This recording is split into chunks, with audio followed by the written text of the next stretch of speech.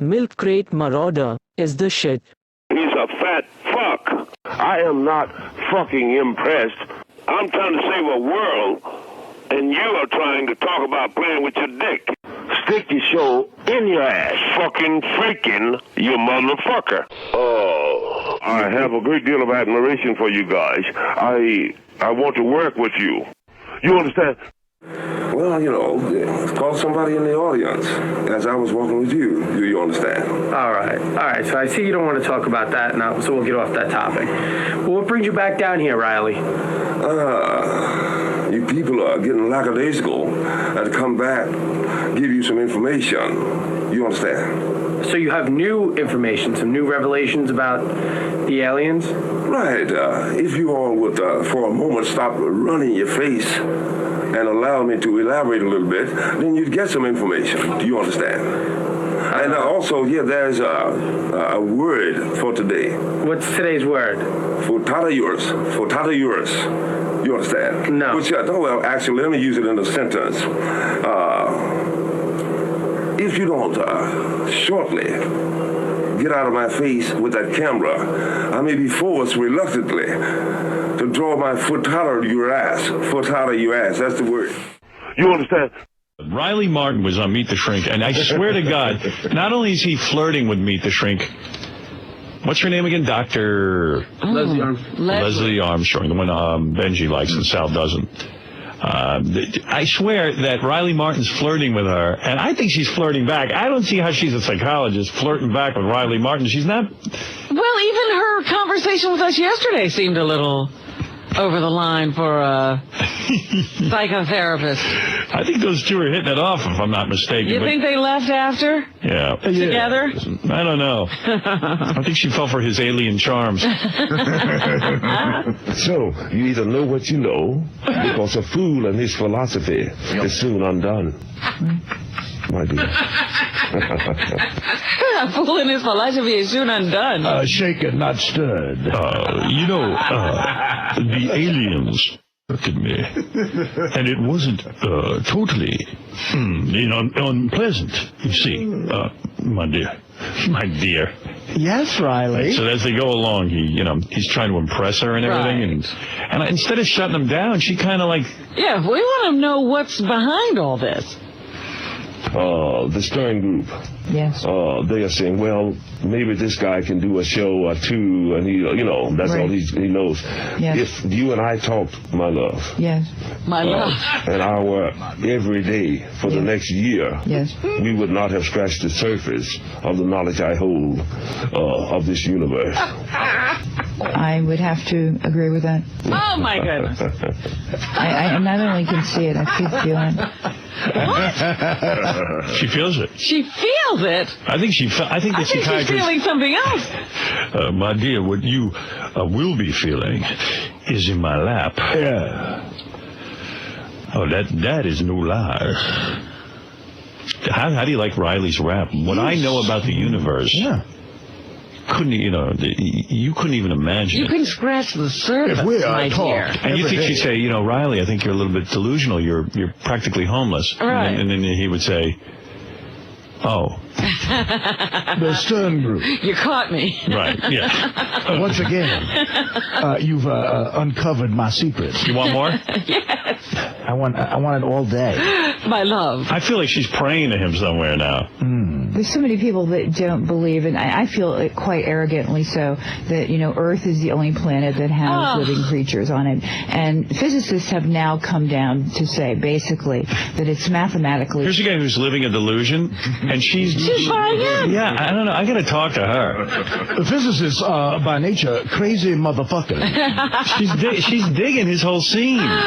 It's arrogant of us to ridicule Riley. Impossible with all the trillions of planets in the solar system alone. I asked you. That there could not be life. But Riley's good. Right. He's a mesmerizer. He's converted her. Look, man. Lift your fucking dress, all right? I'm ready.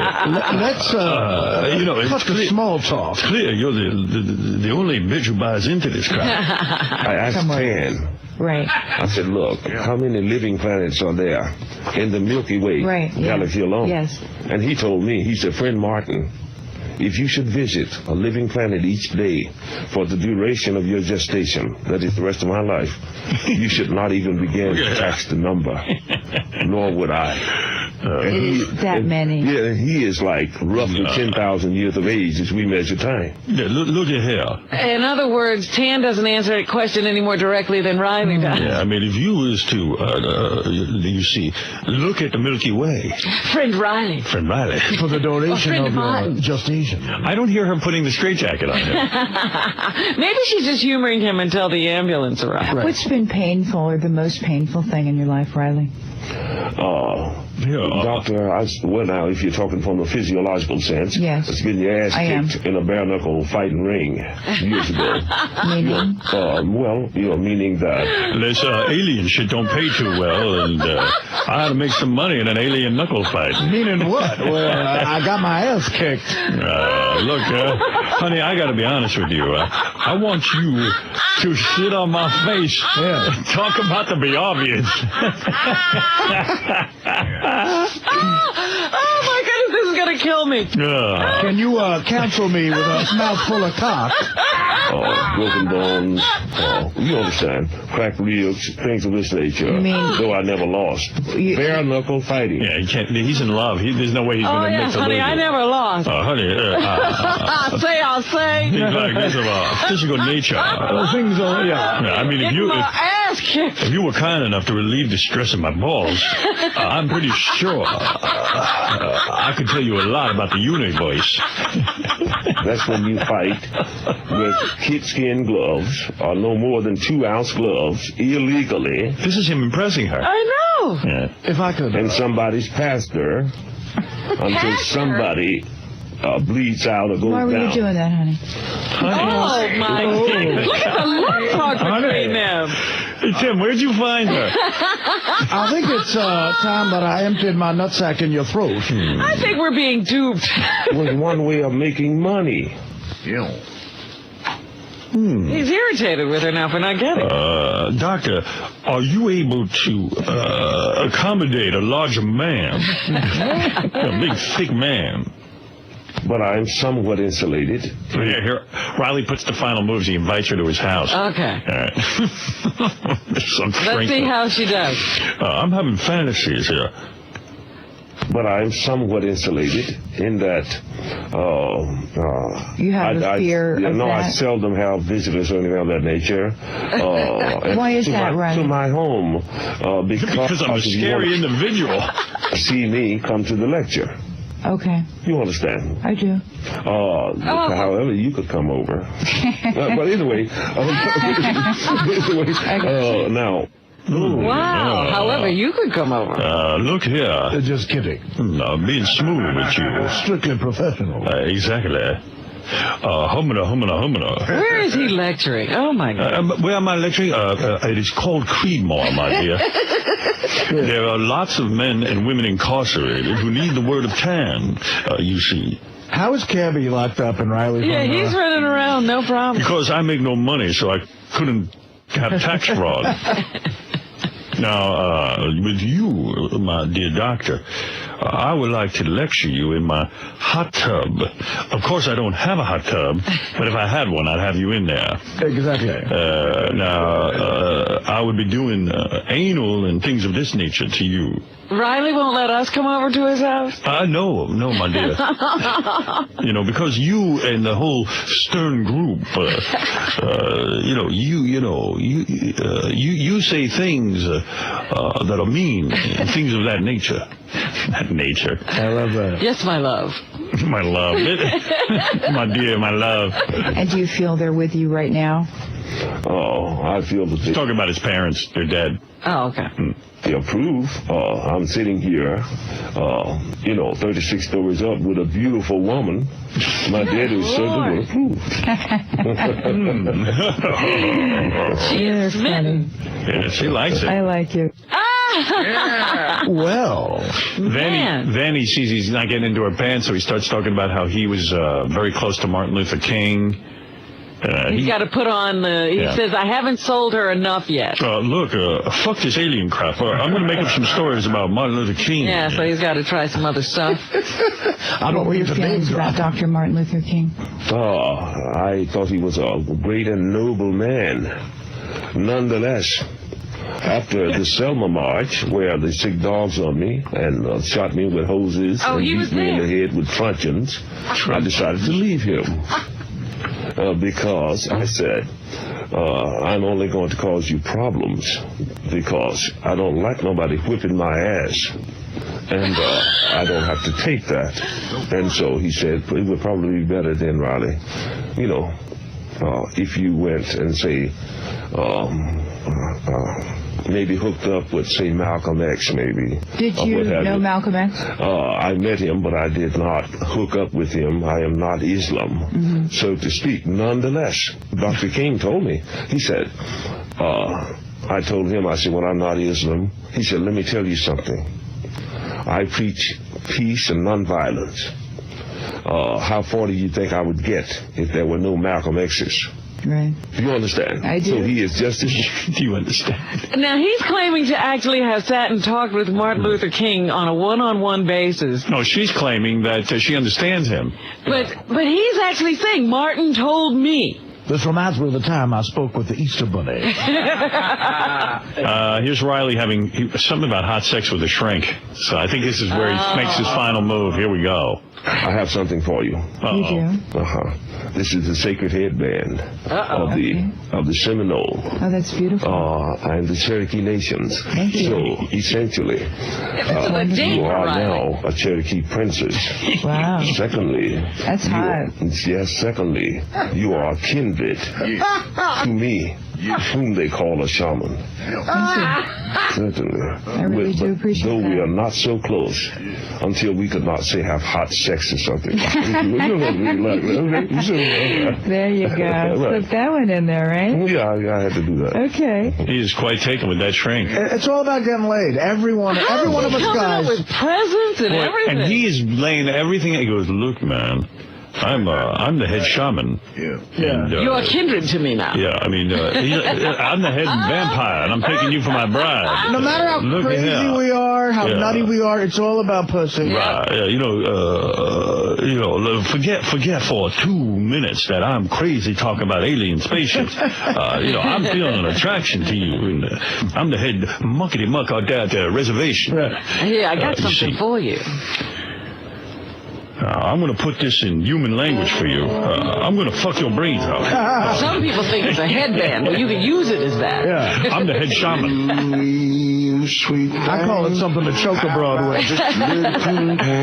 No, sweet thing, how about a little poontang? This makes me think of American Idol. Kenny Rogers is on American Idol. What the fuck happened to that guy? You know what? He admits to being a plastic surgery junkie. Oh, my God. And he realizes that he's unrecognizable. Yeah. You know why he lost the beard? I think the beard would come out somewhere around his forehead. Yeah, it would come out in weird places. Yeah, boy, I tell you, I don't think I'd ever get a facelift because as much as I hate getting older and your face getting these, thick lines and all that crap, man, you stop looking like a dude. He looks weird. I was going to say, he looks like a woman, and he used to have one of the manliest faces.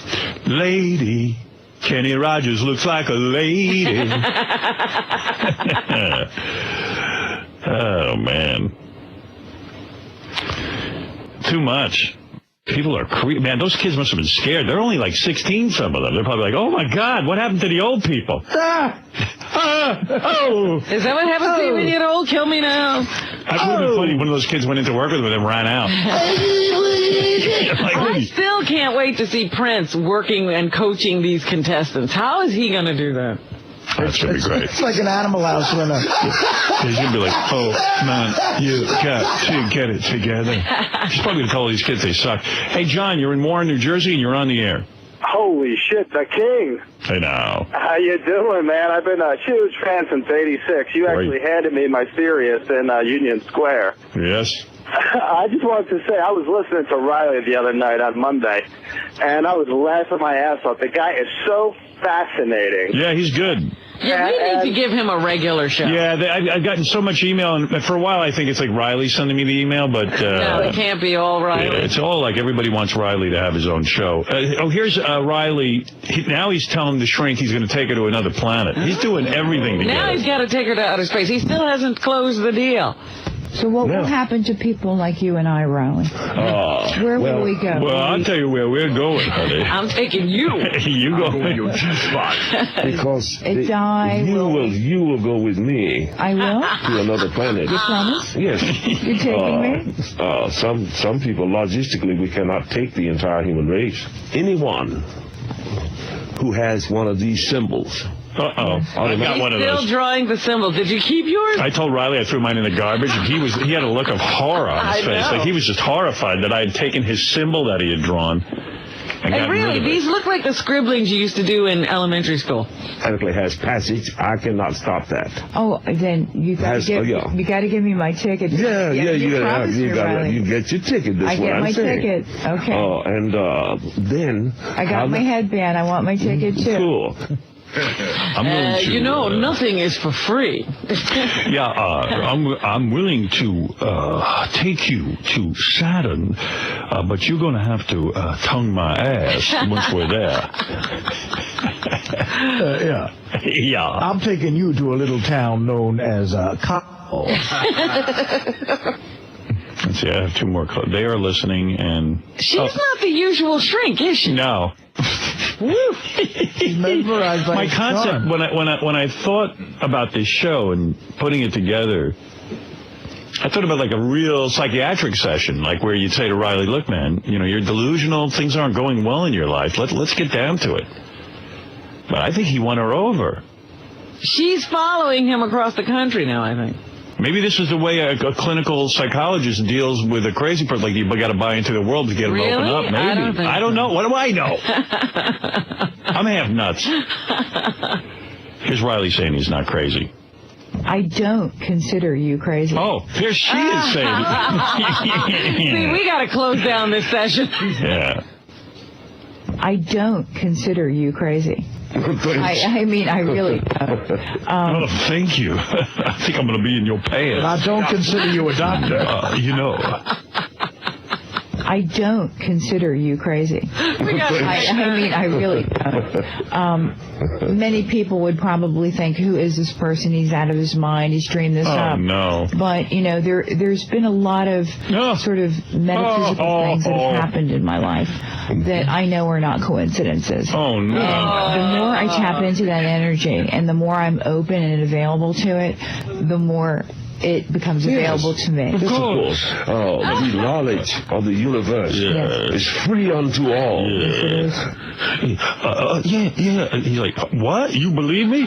Yeah. This is awful. Riley's going to go, I consider you nuts. Riley is left unchanged. Wouldn't it be great if the psychologist gets locked up? Who this? Riley will be here soon. He's very interesting. Hello, Gary. This is Riley Martin, man. I'm coming in on Wednesday morning early to do the show. Yeah. Look here. I'm out in South Bend, Indiana, which is where horses don't pass through unless they do it fast. Now, when I get there, man, please talk to Howard and to Robin. I've already sent them a forward tape. Tell them I need some kind of money, man, not necessarily for being on the show, but because of the worthiness of what I'm trying to do here. And the show will not be a dud. It will be quite magnificent. I ain't talking about that $200 either. Tell these guys to get together and help me out, man, so that I don't go on and perish from the earth, and so that all of you all don't have to turn into Blade Runners and drink blood to get salt, or something like that. Look, I need your help. Tell them I need their help. I love them, and I don't want to have to get on the show and begging like a vagabond and getting dogged out about begging. I need their help. Get together on that. I don't want to have to mention it, because if I mention it and bring it up, it's going to cause some controversy, because somebody somebody's gut's going to get ripped out, and it might be mine and it may not. You see what I mean? So I need your help, man. As simple as that. I'm not too... tell him I love him, man. Love you too. Tell Jackie I got all his tapes, which means that I'm probably insane. So, I'll see you guys on Wednesday morning, man. Right on. Shalom. You understand? Inside the mind of Riley Martin. Oh, Dr. Keith Ablow meets Riley Martin in a Howard 100 News special. Riley Martin meets the Shrink.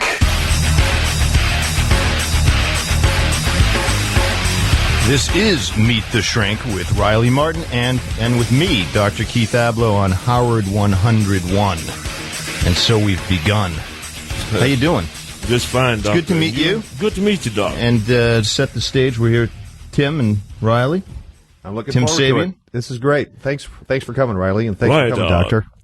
Tim, are you participating in this discussion? For a little bit here, Riley, just to set the scene and just to get things established. Okay, Dr. Ablow, you didn't forewarn me that Tim Sabian would be participating, and because of my deep and abiding love for him. Yes. You say tongue-in-cheek. Right, that's what I'm saying. Yeah. You see what I'm talking about, that I wasn't anticipating him nonetheless. Right. Well, you say forewarned as though it's already going to be a conflict. Well, not necessarily. Right? Not necessarily. I want to reassure you that this is going to be a very safe environment. I was on the impression that we were one-on-one, but that's okay. We will be for part of this, but I wanted to set the stage because, frankly, you know what my charge is here, what I'm supposed to do. Right. And heavens forbid that Tim would not, be involved. I need as many sources of information as I can get because I'm taking as a real obligation what the network's asked me to do, which is very well to learn enough about this situation and about you in order to advise them whether you understand what you did. Very well. And they can be reasonably assured, let's say, by a preponderance of the evidence, that it's not going to happen again. So that's why I asked him to come in. Maybe you can tell me what happened exactly. Well, Riley has done a show on the channels for the last few years and has been doing a great show, and we're good response to the show, great phone calls, and it's an interesting show, and we like Riley a lot. Riley was always pursuing additional compensation, which I totally understand and totally get where he's coming from, but took it upon himself to make a deal with a client, and that he went out and solicited. Well, I did not solicit the client. If there are numerous people who have approached me on this one occasion. You said yes. Oh, I said yes, not simply to be difficult or anything like that, simply because I could not meet my simple obligations, which, of course, is something like subsistence and what have you. This is the way that I've been treated for the last 3 years.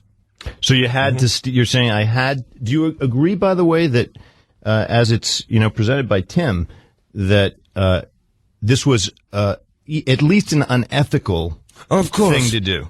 Maybe let me not get, legal. That's for someone else to get this out of the way. Yeah, let's do that. I did not do a professionally tailored advertisement as if it was some great company or something. But I mentioned the website. Nonetheless, I was wrong. It was wrong. And you, if I understand correctly, Tim, you had warned him. Right. You'd been warned. Yes. Yeah, I understand that Riley is not of a radio background, and I totally understand that and sympathize with that. And so I tried to explain to him, this is why we can't do those types of things. It's illegal, and we have company policies that must be, followed and so forth. And we both agreed that this is the way it will go from this point forward. So trying to make him understand. So, but in light of that, the following week, he went ahead and did it anyway, but also said, hey, Tim Sabian said, he told me that he does not want me to do this again, but I'm going to do it anyway, and that's where the problem came in. So, dude, what was that? What I said, he by the way, professes to care about you? Yes. Well, my goodness. I have, on any number of occasions, said, Tim, you realize what I'm getting here.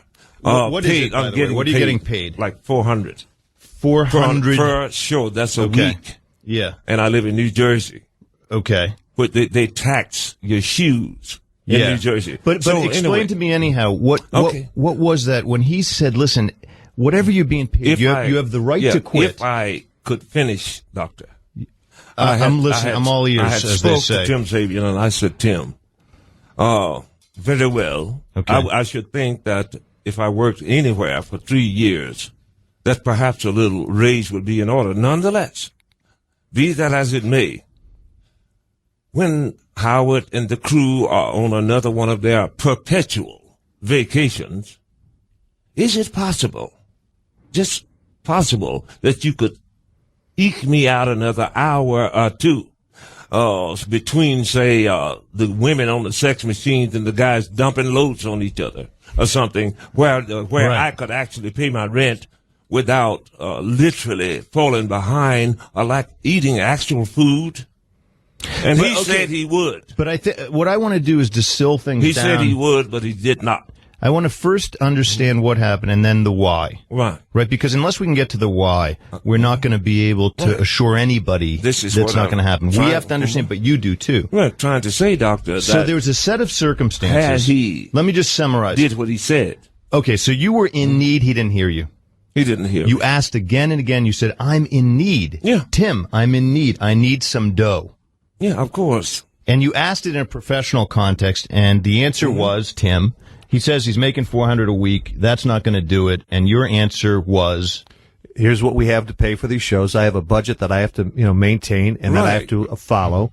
And the woman who cooked the pies gets millions, and her numbers are not nearly as great as mine. But what did you, but so you said, look, I have a budget. This is what you're telling him essentially. This is what it's worth to us. Right. And this is what it's worth to us, and this is what I have to, allowed to pay for the show. If this was all I was worth, you should have fired me in the first place. It's because not about- I'm not worthy of your illustrious company if I am not popular enough to maintain that show. That's not what it's about. Riley, I have a business to run, and I have to, work within confines of what the company sets up for me.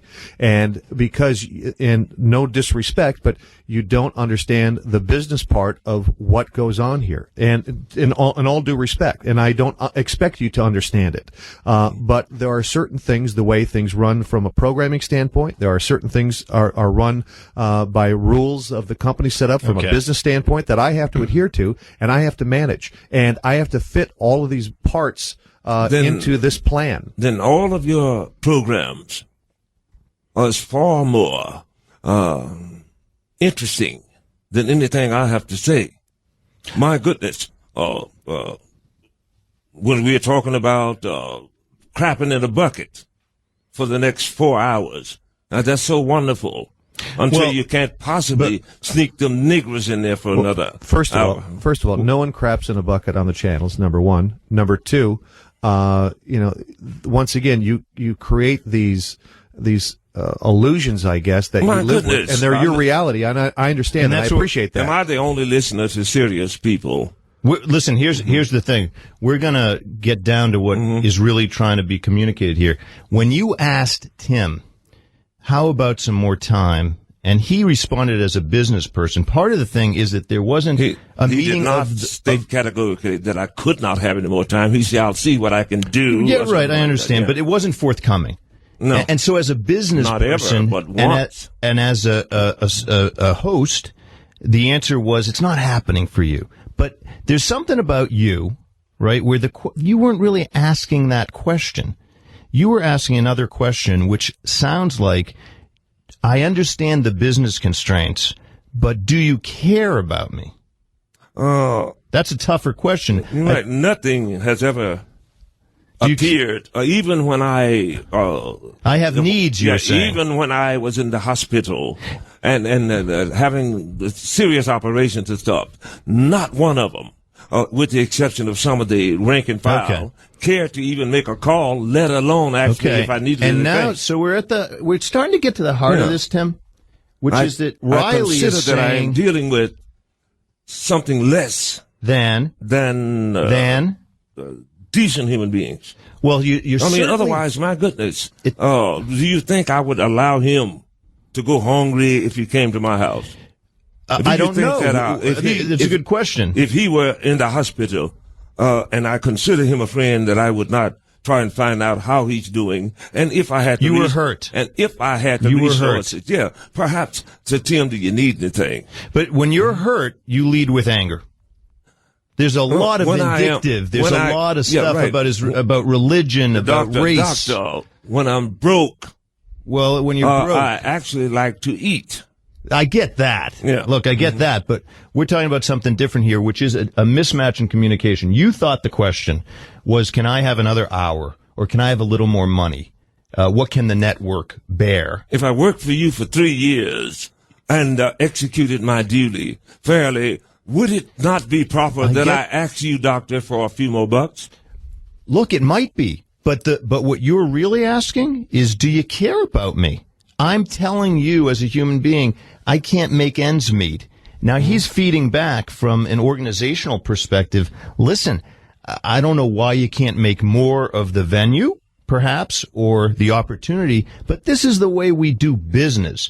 And it makes me wonder, Riley. And by the way, I'm sure I'll have questions for Tim too, but it makes me wonder, in what other situations did you find yourself having to accept a set of circumstances that was truly almost unacceptable, but you stayed? You stayed and you got angry. I have a cat. My cat got sick. It's more or less it's my wife's cat. Nonetheless, I'm making a point. I'm going to make a point here. I know, but let's make it after the break, because we're going to take a break. I think there's a good time to say goodbye to Tim. Bye, Tim. Bye, Tim. Thanks for helping us set the stage. We're going to take a quick break, and then we'll be back with Riley Martin. You're listening to Meet the Shrink. Apology accepted. With Riley Martin, and I'm Dr. You stepping on my line. I'm Dr. Keith Ablow. We've got much more to come after this on Howard 101. Thank you, Doctor. Thank you. Dr. Keith Ablow meets Riley Martin in a Howard 100 News special. Riley Martin meets the Shrink. This is Meet the Shrink with Riley Martin and Dr. Keith Ablow on Howard 101, and today's show is sponsored by Steven Singer Jewelers. It's IHateStevenSinger.com. Steven Singer is everyone's favorite, and he's a friend of the Biavians. There you go. Okay. Well, okay, listen. So we got a little perspective from Tim. I feel, by the way, very comfortable with you. Well, thank you, Doctor. So do I with you, Doctor. You have a good presence. Well, thank you, Doctor. Okay. It's just not worth any money. You keep going back to that. And maybe, you know what, we can discuss later whether, in fact, your greatest contribution is, financial achievement. Maybe something different is going to happen for you here. But because I know something about you just from looking at your website, and I know that you sell a lot of items, the bobblehead dolls. And geez. I have a staff. You don't make money that way. You know a lot of people high up in the entertainment field and all of this. If by the time we leave here today, you find me at least interesting enough to recommend or something like that to any of your friends and all of that, maybe do so simply because you're always selling, man. Well, no, I'm just saying. I know, but you're always selling. Someone must know something about something. I know about these extraterrestrials. We could easily get distracted. I could easily say, God, Riley, it's a paroxysm of self-promoting hype. I won't say that because your presence is completely alternate to that. And what I noticed, by the way, is when you were talking to Tim, the question was different than what was being answered. Well, the answer he was giving you was a business answer. Listen, Riley, I run a network. He might have said, hey, Riley, I don't run a family. And see, what your questions were much more about, why don't you care about me? Because it might be true that if you polled 500 radio executives, that they'd all say, Riley, it's worth about $400 an episode, and that's how it is, okay? I don't know. I haven't done that poll. But your questions, it seemed to me, were really about, look, don't you understand my circumstances? Don't you care about me? You guys, you could give me more time. You could give me more money. And, Doctor, and I feel as though you've hurt me personally. If you told me I will see it at any opportunity I get. I will try and give you a little more time, and then you do never do it. Then of course, disappointing. It's You quite could leave disappointing. though. You could say, you know what, you guys, you haven't come through. I'm done. Yeah. You didn't do that. Well, it's like this. You didn't do that. If someone had your arm twisted, yes, knowing that you were in that position, and then played it out to the most inhuman degree, then would they, yes, by any stretch of the words, be moralistically correct? The morals of the situation, ethically correct? No, they wouldn't. By the way, no, they wouldn't. I Well, agree. then, you- But here's what I case want to in ask point. you, because I think you've set the stage nicely, and it can't be the first time when you've asked to be treated like a human being, and you've made your needs plain, and someone has kept your arm twisted behind your back and said, Well- if you want to stay here, these are the rules. For the most part. When was it first said to you? Yeah, for the most part.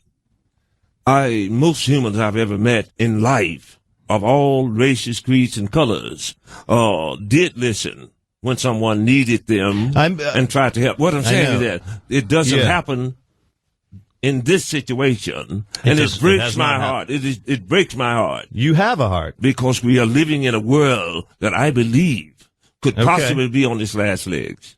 Okay, and I know that you'd like to leap to the world, the destruction of the world. No, I mean... No. Listen, I get it. I The get it. idea And is I to said to prevent you, that but let me repeat the destruction. question, because I said, when was the first time you can remember when you feel as though your arm were twisted behind your back, and even though it was an inhuman thing for someone to do, they couldn't see your pain, and they said, if you don't like it, then just leave. And my guess is it was a very early experience that you say most people you've met respond positively in a situation like that. Most people, not everybody. Most people, well, I found that most people, regardless of who they are, what race, creed, religion, or whatever, yes, tend to act like human beings. I think people are good and decent. I think they're generally redeemable. And if I lose all faith in humanity, then what am I doing here? Trying to. And I wouldn't suggest you lose all faith in humanity. What I'm trying to do is to distinguish this moment with all of the emotion attached to it and all of the risk associated with it. After all, you almost or may in fact lose something you love. You right? Well, I love getting information out to the I world. know, you this want is that. the best medium to do that, Doctor. Correct. And so my question still stands. For instance, one might suppose that in posing the question again and again to your employer, won't you take a little better care of me? Don't you understand I'm in pain? It's as though you have my arm behind my back, and you won't let it go. And I'm suffering here. That sounds to me a little like what I hear from kids who suffered as kids. Well, they suffered in homes in which they felt as though their arms were twisted behind their back. And yes, from loving Christian, God-fearing people, I was never mistreated, never maltreated. I was treated fairly, and I had all the love that I could have. My mother and father stayed together until they died from teenagers. But what was the pain in your life? The pain. What was the pain? Good man, I've never experienced to any great extent such pain until I met up with this. No, it's not possible. I'm talking about. Yeah, there may have been such things. You're going to have to stay Nonetheless, after class in the Dr. Keith Ablow School of Psychiatry. Oh, my because goodness. nobody has no pain until someone says, "I won't pay you more than $400 an hour." What? Nobody has no pain until then. If I wasn't.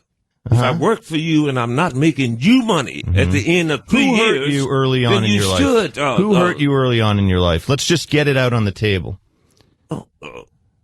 Doctor, I have not. I have not been maltreated. I used to be a bare knuckle fighter, in which times I kicked ass. I bet so you've what are you been talking fighting about? your whole life. Jesus H. Christ, man. How'd you come to be a bare knuckle fighter? To make money. Because it was better than picking cotton. How old were you? 17 when I started. 17 when you started. How did it go? I never lost. Why? Because I was good. I believe I am also good on the radio, even if I have not made a name for myself in showbiz like you have. Hey, I think you've made a big name for yourself. We're not sitting here together for nothing. But I'm only worth $400, right? Well, he's giving you that as a diagnosis, right? Like a psychiatrist would say, here's your diagnosis. He's saying, look, 400, that's your number. Forever.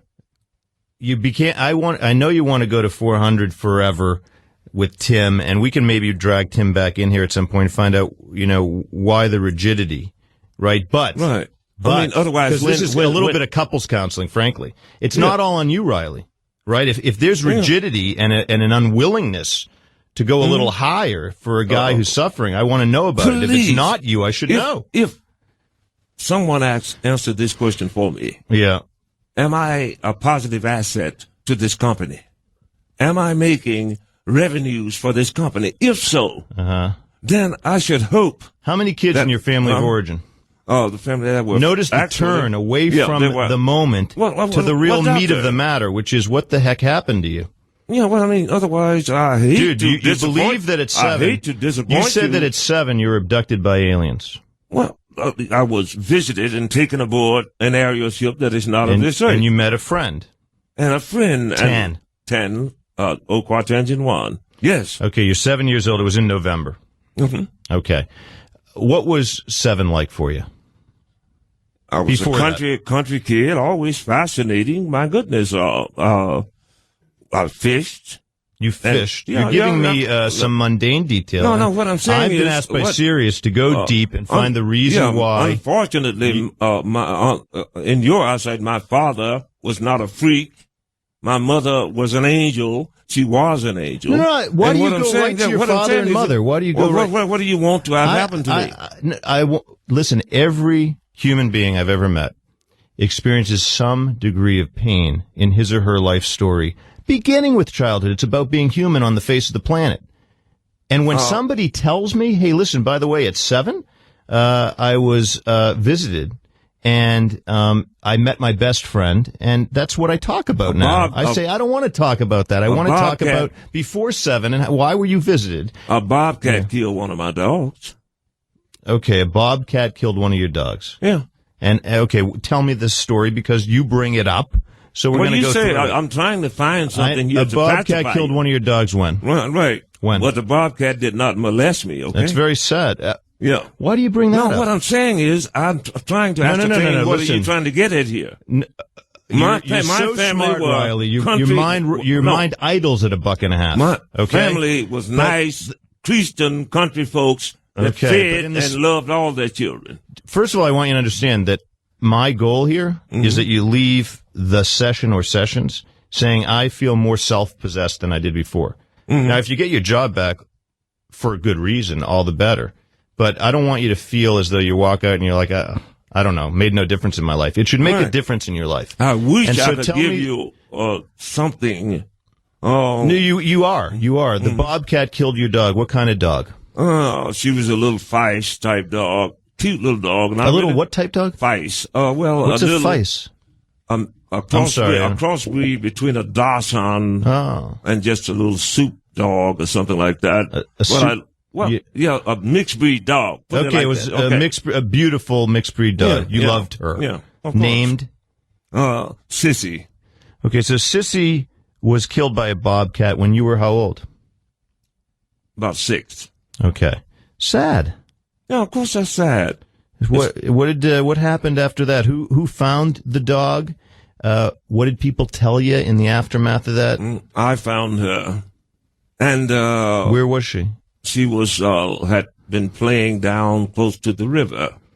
And the bobcat. Well, I went home and I got a .22 rifle. I hunted the bobcat down. And I waited in a tree. Yeah. Until nightfall. Right.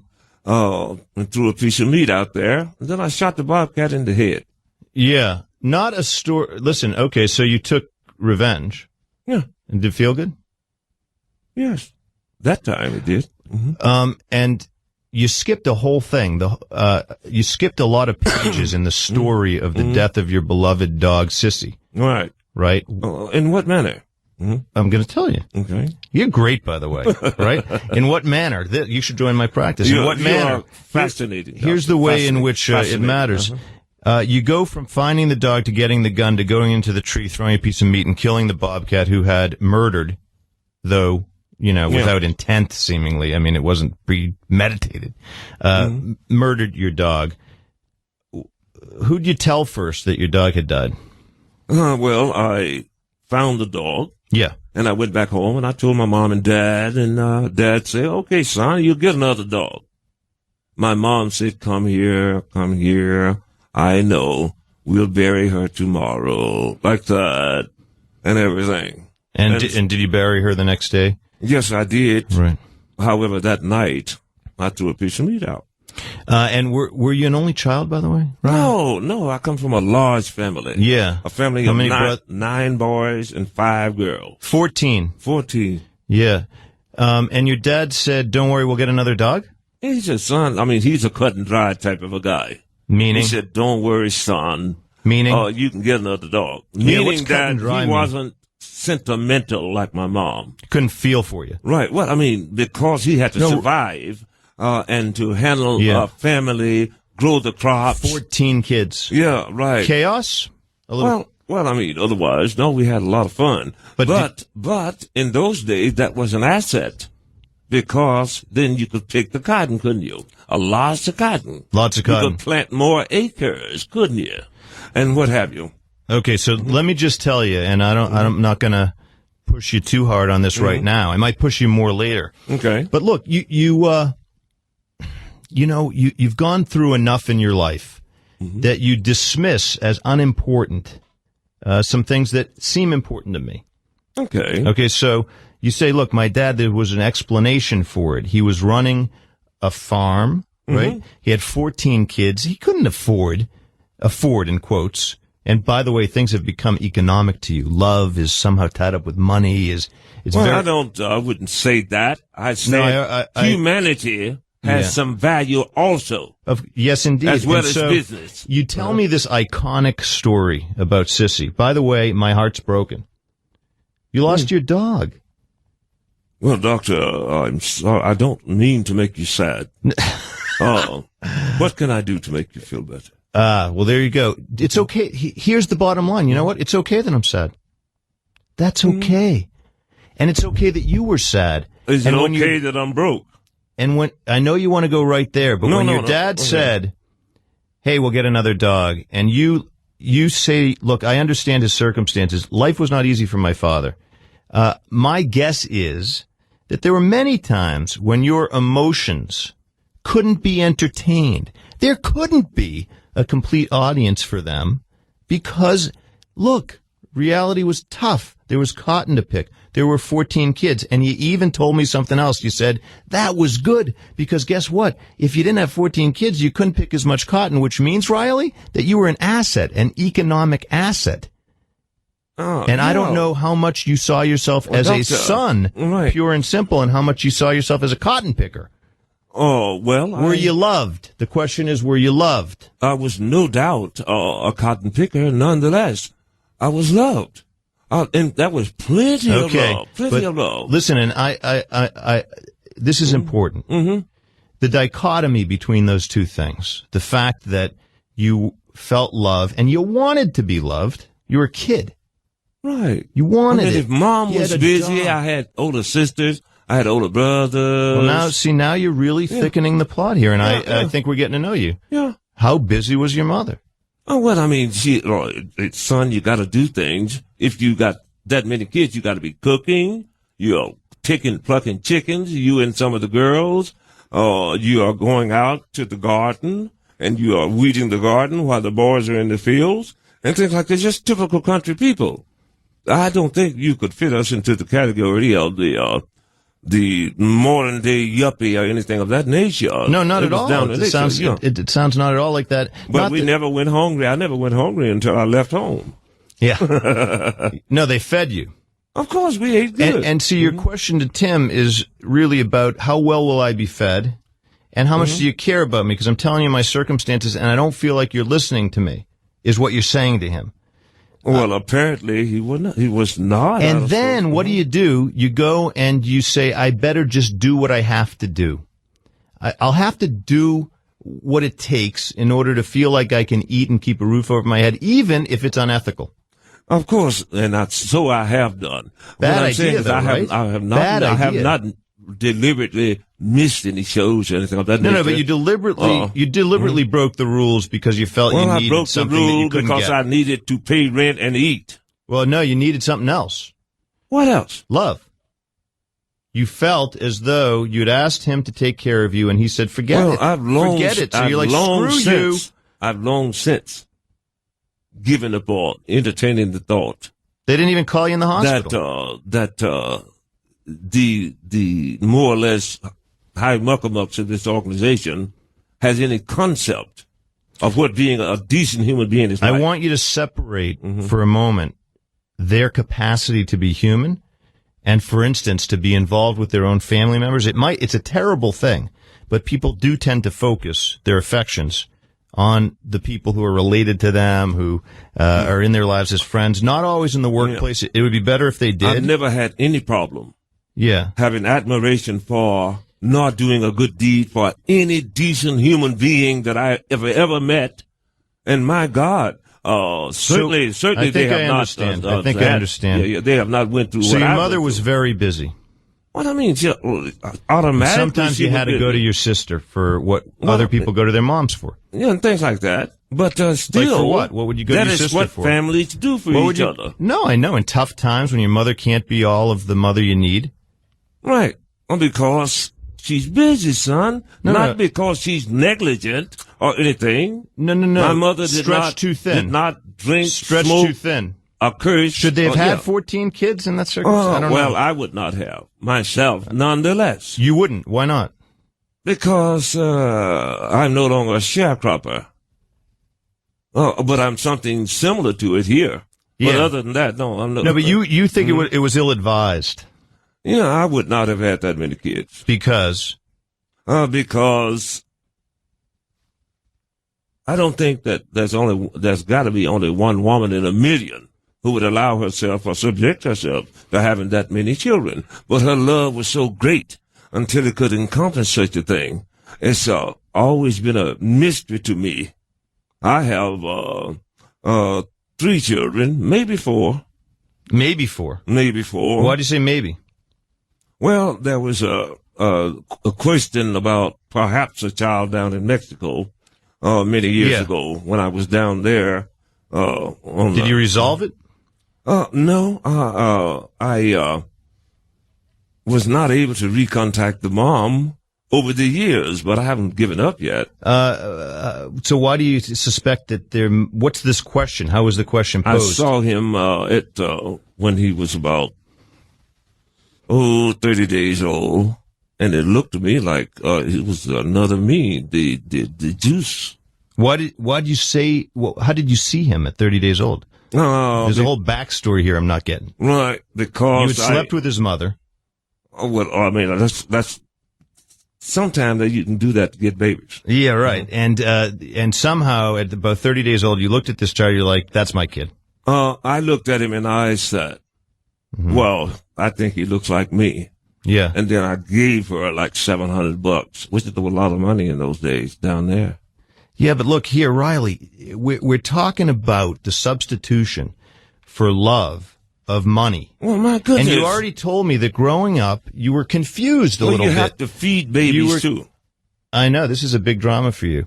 You were confused a little bit. Am I loved purely for myself in this situation, which my mom's real busy? I don't even understand why. These are your words. Why would she allow herself to go through this, to be used like this? Okay, now listen, what's all of this about my mom? What is it? Yeah, what's up? I mean no harm to your mother. I know both your parents are deceased, is that right? Yes. And I'm sorry about that too. Right? You lost your parents. But the bottom line is you're describing a situation in which you couldn't get enough. You couldn't get enough time from your mother. You couldn't get enough love from your father, who was a limited guy. I mean, I'm not indicting and convicting him, I think you lost your dog, and he's like, I'll get you another dog. And then what do you do? What'd they do? Did you tell him that you'd shot the bobcat? Yeah. In fact, I skinned him out. Translate for the guy who grew up in Marblehead. That's okay. Yeah. I skinned the cat, the bobcat out. Skinned him out. You took his skin off? Took his skin off. Why is it called skinning out? Cured. Okay, anyhow, but yeah. Cured the skin, sold the skin for $12. Now, why kill the bobcat for doing what bobcats do? Well, I don't think again it wasn't premeditated. He didn't go looking for Sissy to kill her and hurt you. Right. Son. Yeah. In years. Yeah. When the crops failed, or you didn't get enough rain, or you got too much rain, or you got too many boll weevils, or what have you. You had to some great extent, live off the land. Doesn't mean you were an American sportsman, or what have you. Yeah. This bobcat, I reasoned that if he had taken to coming over to humans' houses and killing dogs, then next thing he might kill is a child. Okay. So look we're not very far into our discussion, and what have we learned? I just want to present it to you because I've learned that I should be happy being broke. No. I'm going to tell you. I was about to tell you what you should have learned. See, I'm that good. I listen and then I tell you what you should have heard. What you should have heard is you grew up in a situation which, through no fault of your own, you couldn't get enough. People were very busy. There wasn't enough money around. You wanted more. You couldn't get the love you needed in every measure that you needed it, and you wouldn't recommend it to other families or other women. I wouldn't recommend that any woman have 14 Certainly kids. not. No. And where do you find yourself now? You find yourself in a situation in which you say, other children here are loved more than me. They get more money. And the bottom line is, I've told you how I feel. I need a better father. I find and myself at the Tim mercy to of be your father. inhuman. Yeah, of a inhuman second monster. father. Yeah. We have more with you coming up. More with Riley coming up. You're listening to Meet the Shrink with Riley Martin. I'm Dr. Keith Ablow, and we have much more to come after this on Howard 101. Cheap bastard. You cheap bastard. You can hear an encore presentation of today's show Monday at 11 a.m. Eastern on Howard 100. Meet the Shrink. That's what we're doing here with Riley Martin and Dr. Keith Ablow on Howard 101. Well, you're back, right? We're back. I guess we're back. We're back. And before the break, I think we learned that you were in a situation as a younger person where there wasn't enough. Well, you kept talking about my mama. Well, your mother, your father, your father. My mama. Doc. Well, your father, but also you lose your puppy. And your dad says, don't worry, we'll get another one. Yeah. Did he miss the fact that you loved her?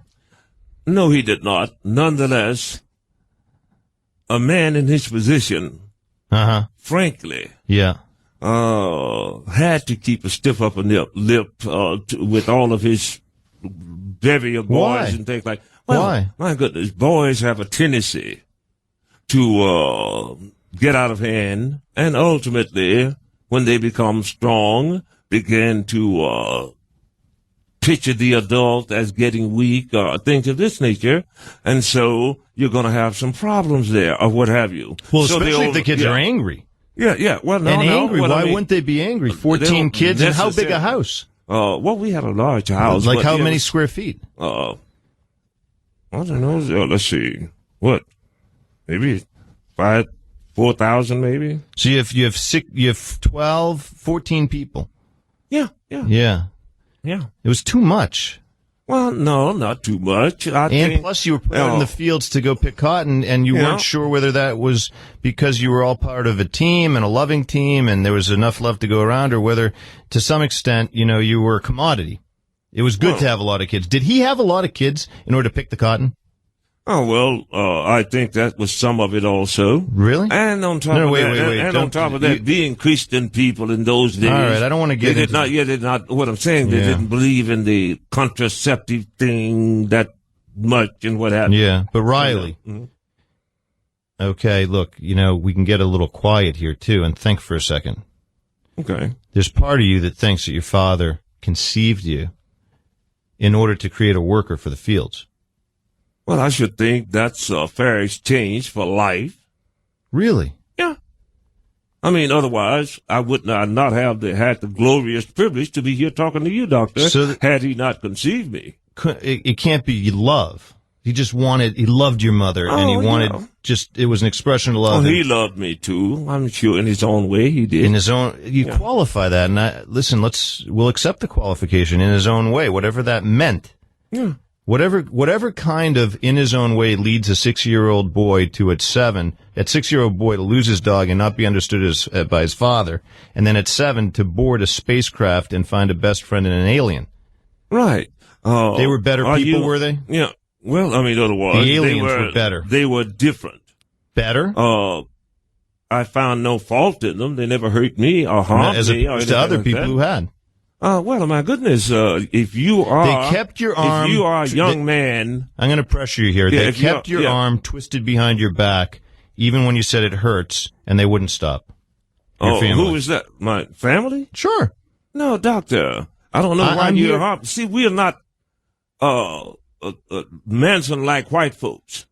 We were decent, human black people. All right, I know. Look, but that now, didn't go through all that bullshit. You know what happens, Riley? When I get close to your pain, you try to separate us by. I'm white, by the way. You're black, right? Well, that's what I'm and saying. Native so American. You're acting like we act like we are white or something. No, no. All you're trying to do now is distance me from you. No. I mean, I get close to your pain, and you say you might as well be an alien, Keith, and not the good kind. I understand you're a famous doctor and all of this. Now I'm telling you that I find no fault in the way that I was raised with my parents. Well, you don't feel it, but you've made me feel it, which can't be from nowhere. I want to bring Tim back in here for a second. Is that all right? That's so wonderful. That's just spiffy. What? Yeah? Bringing Tim back. That's that's the most wonderful thing you've ever done. You object? No. I'm just saying. Carry on. Okay. But I would suggest that you try and find something else to talk about other than my mama. Well, I didn't just talk about your mother. Look, you're an honest guy. You lay your heart bare. You tell me you think you may have been created by your father in order to be a worker in the fields, and that's a fair deal. And then we have a man here that you appeal to. You go to him like a father, a surrogate father, and you say, listen, number one, you didn't call me when I was in the hospital, when I was sick after surgery. And I got to ask you, what was that about? You didn't care? Or? It's not that I don't care. It's just that... What is it? I run a business. And like you pointed out earlier... Jesus. He runs a business. Might as well be picking cotton. And I run a business, and I focus on the business. And if I have 90 people that are in our area, and for me to not only do the business, but also the personal part of it, I, like you pointed out, I do have a family also. So... I focus in on that, but I run my business, and I run the business as a business. And I know Tim cares about people because from time to time he has said, listen, our mutual friend, could use a call, this or that. So I know he has a heart, right? But there are lots, what he's telling you here is there are lots of kids here. If he's the father, there are 90 children. Do you see what I'm saying? There are 90 kids. He's an overwhelmed dad. Right, then... You'd like to have had that call, though, wouldn't you? No, just forgive me for having expected that while working with someone for years, that you would not at least give a rudimentary thought as to their well-being. Well, I hear you there. I hear you there. Rather than telling me, I'd like you to tell him. But don't tell him, look, you XYZ, you didn't call me, you white guy, you this, you that. Tell him what it meant. How did it feel? You were in the hospital room, you didn't get the call. What were you thinking and feeling? Tell Tim. I was thinking and feeling that I had better get out of here by Tuesday morning if I am going to do the show on Tuesday night. No, I won't get paid. Riley, I feel like I'm getting on board the spaceship here for a second. Bottom line is that I asked you about your feelings. Tell him you're in the hospital. You've had surgery. What was the surgery? First, hip replacement. Yeah. Secondly, knee replacement. Okay. And thirdly, shoulder operation. Wow. Yeah. And you're there and you're thinking, I haven't been called. And so tell him, please, your feelings about it. Not I should get back to work, because that's not what you told me. You said, I think you said you were hurt. But tell him. Well, otherwise... you can look at him when you tell him. You're looking over there at the floor. Yeah, Tim. Yes, sir. I do not believe that I have been treated as if one would treat any possession or even domestic animal when it comes down to caring something about the welfare of that animal or something like that. And yes, that hurts me.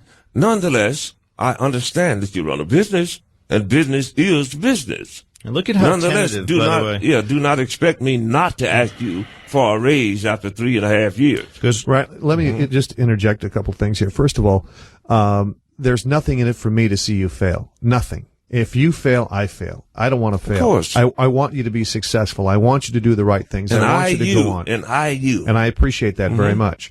That being said, we make it as easy as humanly possible for you to do the show. We send engineers down to your home. We put in ISDN lines. We've done everything to accommodate you in order to do this show for a 1-hour show. And when you look at it, and this economic time is struggling and as tough as it is, where the auto industry is down, they used to sell 18 million plus cars a year. Now it's down to 9 million cars. And, our business is dependent upon a lot of these things. But we've been going through a lot of challenges, and this is a very entrepreneurial company, and, it's with a very entrepreneurial spirit. And in light of all these challenges, you have not lost your job. You are not cutting pay. You had a job to come to, and that speaks loudly right there. And so you've got to realize and understand what's going on around. And plus the fact that when you stop and think about it, I wonder how many people out there listening right now make $400 an hour. When you can prove to me that some of the people whom you are paying millions, numbers are greater than mine, then I will gladly accede that and trouble you no more until the end of the contract. So let me translate here. Yeah. When you can prove to me that some of the people making millions might as well be saying, when you can prove to me that you love none of our other 12 children more than you love me, that you'd put me out in the field to pick crops, then I'll listen to you. You're asking for proof from your employer I'm asking that them he's a loving father. For once in their lives to do you understand the parallel, though? I'm asking for my numbers. And what did you say at the beginning of this segment? You said, these people don't even know how to treat a domestic animal. And what did you tell me before? You said, my father didn't understand at all what it meant to lose my dog, Sissy. These people you were raised with didn't know how to treat a domestic animal, it sounds like, and you're defending them. This is about pain from the past. This is about pain from the past. You bring all of that here, and you say, do you love me? Do you love me? Will you take care of me? And when I say, listen, tell him what it meant in human terms. What I asked to be in the hospital room, you didn't get a call. What I asked was, do you think it is possible for me to, eat food? I get that. We're going to get there, by the way. We're getting to whether you get rehired. Do you get a little more dough? I don't even know if that's I don't know if that's my place to negotiate his contract, but it is what it is for right now. But what the you might be able to go a little higher. The issue is that first of all we want to make sure that Riley understands what the issue was and why he put himself in this predicament. Number one, and number two, can he follow the rules? We're going to find that out. I have, and part of this, Riley, relates to because in a situation, I said yes. Can you finally tell him, by the way, you were in the hospital? Can you finally tell him you're in the hospital? Did it hurt your feelings that he didn't call? Certainly my feelings was hurt. No, look at him and tell him. Yeah, certainly my feelings was hurt. But at the end of the first segment, I said, very hard for him to do that. I said, Tim, I apologize for having done it. And you said, apology accepted. Now, see, I don't want you've hurt the house of Sirius. Do you understand? What, I mean, you've hurt the house. You don't understand. Yeah, in what manner? You're angry at your metaphorical father for withholding from you. What I made would not buy one day's coffee. Yes, because you lack respect for the environment. And who wouldn't when you were raised in one in which people couldn't listen to you? I would like to be respectable on the streets. People couldn't listen to you at home. And by the way, listen, Riley, I ask you to share with Tim how it felt to not get the call in the hospital room, whether you should have expected it or not. I'm not making a judgment, right? And you can barely look at him and say, it hurt my feelings. Now let me talk about the money. No. I want to talk about your feelings. Dude, you're in this house with 14 people. You can't get what you need. And the question would be, how did you procure it? Because what you've done here is you've gone outside the system, Did I not tell outside the you that- family. yeah, Just that let I me never- explain. yeah. Outside the family. You've gone outside the family and broken the rules in order to get what you feel you need in the equivalency of love. In other words, money. Need and want are different. And I'm not out there trying to get filthy lucre. I get it. So that I I get might it. move into But a here- mansion. But we're trying to explain why you did it. You broke the rules. Why? What did you need to do in your home of origin in order to exist? It was instead of a matter. What did you need to do in your family of origin in order to feel as though you existed as a human being? Well, in this family of origin. No, yours. My family? Yes. In order to feel that you existed as a human being and you were valued, what did you need to do that was against the rules? I don't remember other than other boys. What I mean is, like, what would we do? Except maybe raid somebody else's watermelon patch or something of that nature. Right. But boys will be boys. Meaning? Being precocious and what have you. We were not little Lord Fauntleroy. Did you get in trouble?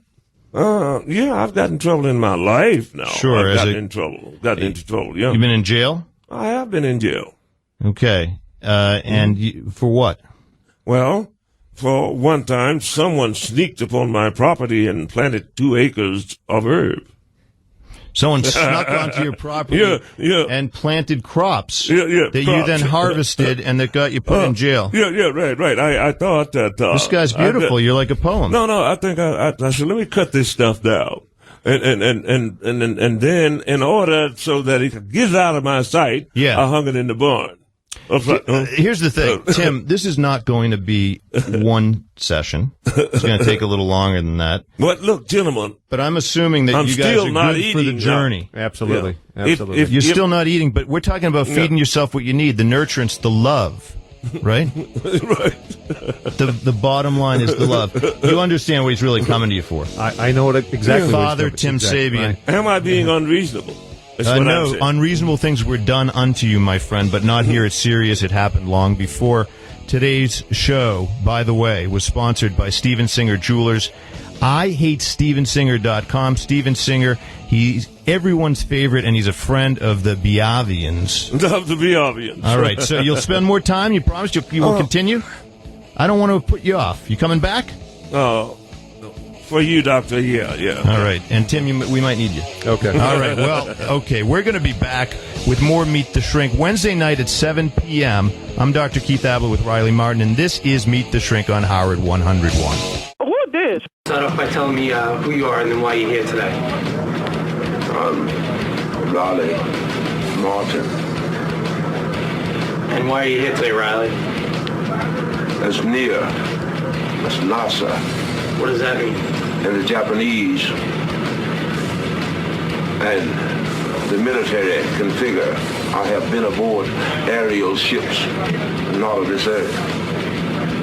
How many times? 4 times in my life to the mothership. Now, I have written a book called The Coming of Tan, chronicling. The coming of what? Tan, T-A-N. Are you capable of understanding English? Tan. The Coming of Tan. Chronicling all of the experiences I've had with the aliens, conversations, their physiology, sociology, belief in greater powers, why they're here, who they are, and what's in store for this earth. You understand? Inside the mind of Riley Martin. Oh, Dr. Keith Ablow meets Riley Martin in a Howard 100 News special. Riley Martin meets the Shrink. Meet the Shrink with Riley Martin and Dr. Keith Ablow on Howard 101. Riley, welcome back, my friend. You gave me one of these The books. headband, the book. This was a gift, actually. The book I'm going to buy. Yeah, the headband is a gift. Right, The Coming of Tan. The Coming of Tan. And I found your first symbol, Doctor. You did? I found it. And the symbol, I imagine everyone is initiated at this point, but The symbol allows me passage onto the mothership, if That you will. is so. Do you call it that? The mothership is located near the rings of Saturn. Now, Okay. remember, I wrote the book 21 years ago. Yes. In 2004, because Okay. the Cassini-NASA rocket started taking photos of a great luminous object out near the planet Saturn. Okay. It must be self-sustaining because it's not moving and it's itself illuminated. You see what I mean? You know what I've noticed about you, by the way? What's that? Is that at the times when I wonder whether you veered into the most obscure knowledge, you say, you see what I mean? Oh. Almost as though you want to take me with you. Oh, what I do? You want me to come with you. Yes.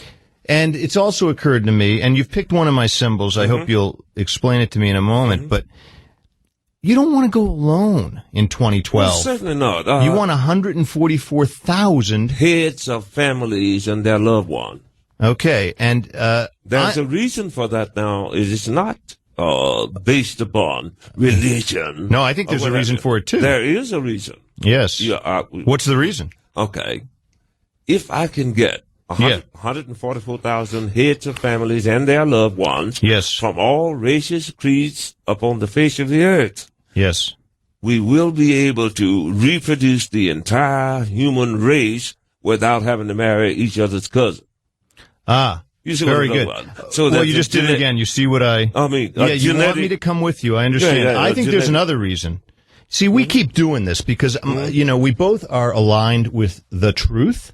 Certainly. The question is, which one will be most healing in the moment, because the challenge here is to see whether you can convince, whether there's evidence that you understand what happened that led to you losing your job, should you have your job back.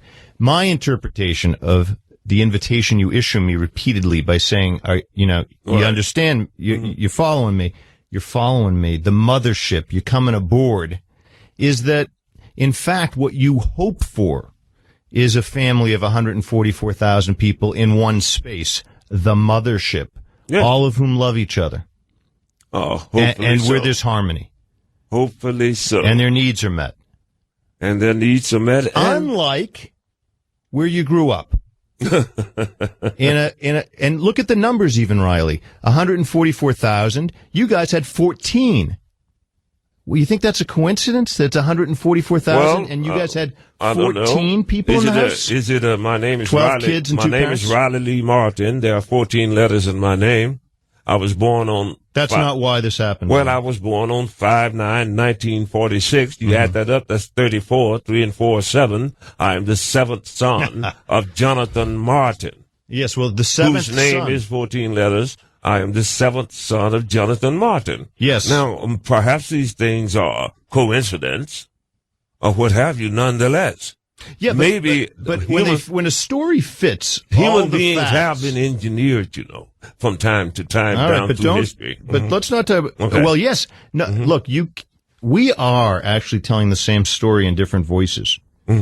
Because what you're saying is humans have been engineered. You already told me that from time to time, right?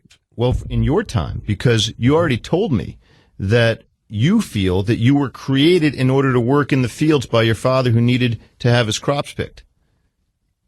You were engineered. That is true also, I suppose. But sad, nonetheless, Riley. It's got to be more than that. My goodness. I love my father. I love my mother.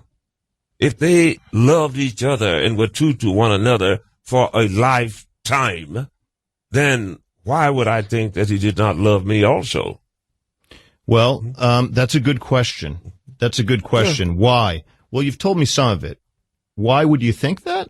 Well, there was some data to suggest that it was hard to distribute love to that number of people. Well, I'm sure it would be difficult, but nonetheless.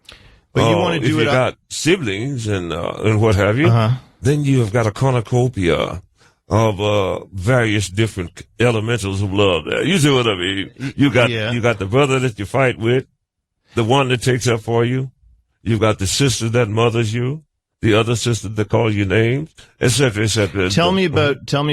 I know that there were nurturing siblings and ones who were not nurturing. Well, from whom were you not protected? Well, I mean, we are the atypical country family, large family. So you were vulnerable to whom? Well, I've never been vulnerable. Yeah, you have. Dude, well, I mean, you're a kid. I don't think that I've been vulnerable to anything, and as I grew older, neither man nor beast nor demon. No, well, look, your puppy is killed, Sissy. You skin the bobcat who committed that But act there was a reason for that. to protect other families. No. And other pets. Other pets and perhaps children. However, well, okay. Yeah, perhaps children. Right. Secondly, what would you have liked I to skinned the bobcat Yes. not as out of malice, No. but because the hide was worth $12, which was a listen, I significant amount of money. understand that, but your hide, my friend, can't be placed into a monetary organization. You can't be paid for your worth as an individual. Certainly not as a child. No, I to a never father. will be paid my worth. I have no delusions about that. I just want to exist without being in a need. So at 6 or 7, the mothership comes to take you. Oh, no. The saucer took me to the mothership. Took you to the mothership. Yeah. Is it fair to say, Riley, because I want to find our common ground, is it fair to say that the degree of nurturance on the mothership, the feeling of being special, of being conveyed there, of being focused upon, given special knowledge, that was a kind of real thing that happened for you, but it was also a dream for you. After all, in this family, if I am couldn't have that. If I am able to dream up the elementals, of faster than light speed and the scientific steps it takes to get there, and no physicist has yet nullified what I say, then that was a hell of a dream. Well, I'm not suggesting that it was just an illusion. I'm getting to the why you. You might say, well, why me? Why was I conveyed there? Don't you think I've asked myself that on numerous occasions? And I think I may have a kind of answer. You think so? Go ahead, Doc. Well, in the sense that you were in need. You were in need. You were asking for a kind of understanding and nurturance that couldn't be provided in a family of 14. And your heart told you, you know what, it ought to be possible in some dimension, on some planet, somewhere in the stratosphere, for this to get what I need. And even for 10,000 times that, 144,000 people. Yeah. They, speaking of 144,000, Doc. Yeah. Can I give you your first symbol? Yes, this is my symbol. This is your symbol. This is, as you see the serpent? Yes. This is the sign of the healer, so to speak. Thank you. The sign of the healer. Of course, there are many other meanings to it, many of which I will write here and send to you, good doctor. I appreciate that, Riley. This is your first one. I appreciate that. Listen, I want to reflect back to you. Okay. What you make me feel. Okay. Right? Because you're thinking of me. Of course. Right. Well, of course, but it's a warm kind of exchange that you invite people to have. After all, these tickets, they're not $1,500, they're not $15,000. No. They're $35. It is so that if a person works at McDonald's, or if he denies himself 2 or 3 six-packs, he can get a symbol. Yes, I do not think that's being unreasonable, because each and every one is totally, absolutely done from scratch. For them. Yeah, for them. And no two are the same. And ever. So getting back to your life story and the events here at Sirius, you would have really liked, no doubt, to have been able to be seen as much as an individual as you're able to see other people. These symbols are unique. I would love to be as loved as much as I care for them. Yes, right. And the love, there wasn't, is it okay to say it? There wasn't enough love to go around in that house you grew up in? Not enough. You'd wish there had been more. Well, I'm sure that there could have been more. You wish. On certain occasions and what have you. That would be the wish, I suppose, of any kids in our What large occasion family. comes to mind most when you think, you know what, I'm not indicting my family. These people were good and decent people, but the time I wish there'd been more love to go around, I guess I'd say it was that time. I can call to mind an incident wherein I had a BB gun. Mm-hmm. And my brother, Georgie Pye, I was playing with the BB gun, and I was up in a tree just playing with it, shooting down at stuff. And Georgie Pye ran past all of a sudden, and I shot him, and the BB pierced his skin on his head. And my father was so angry, though I did not do it on purpose. Right. He took my BB gun and smashed it against a tree like that. Now, that hurt. However, some 40 years later, he asked me if I would forgive him for doing that. He never forgot it. Oh, I never forgot it, but I did forgive him. Right. And I told him, Dad, look, Dad, I forgave you a long time ago. How old were you then, do you think? I think I was about, 6, maybe? Yeah, 6 is a big year for you, man. And then 7. Yeah, well, my 7, goodness. the aliens intuit it. Like, this kid is suffering. I saw those lights 3 nights in a row above that river. On the third night, I heard a voice say, come out. You lost your dog. Your dad was sometimes angry to the point of destroying your property.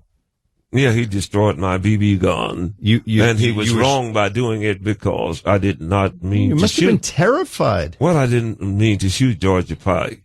You were terrified. It was an accident. No, I mean, you shoot him and you see, what, did he grab his head or he? Well, no, I knew, knowing ballistics, I knew that I wasn't going to kill him unless I hit him in the eye, put an eye out or something. Yeah. But, you were only 6. Yeah. So but I know what you knew. Yeah. You learn things. Yeah. Because you couldn't go wasting bullets. You couldn't go, you understand? If my father gave you 6 bullets, you better bring 5 something to eat home. Don't be out there wasting them bullets. You understand? Why? Well, what if you came home with an empty gun and nothing to eat? Then you're going to get a whooping. Is that right? Of course. I don't get. No, what do you mean, of course? In your place and time and space. Yeah. People didn't get corporal punishment as did country kids. So some of you guys grew up to be serial killers and what have you. You think that spare the rod, create a serial killer? Well, I mean, if the rod is deserved, then as a child, otherwise I never whooped my kids. I never had to because I learned something from getting the rod across my ass. Until I could talk to them and be more tentative because I didn't have a lot of kids. Now, first you started, when we started, you said, listen, Keith, I got nothing to give you. I had the perfect childhood.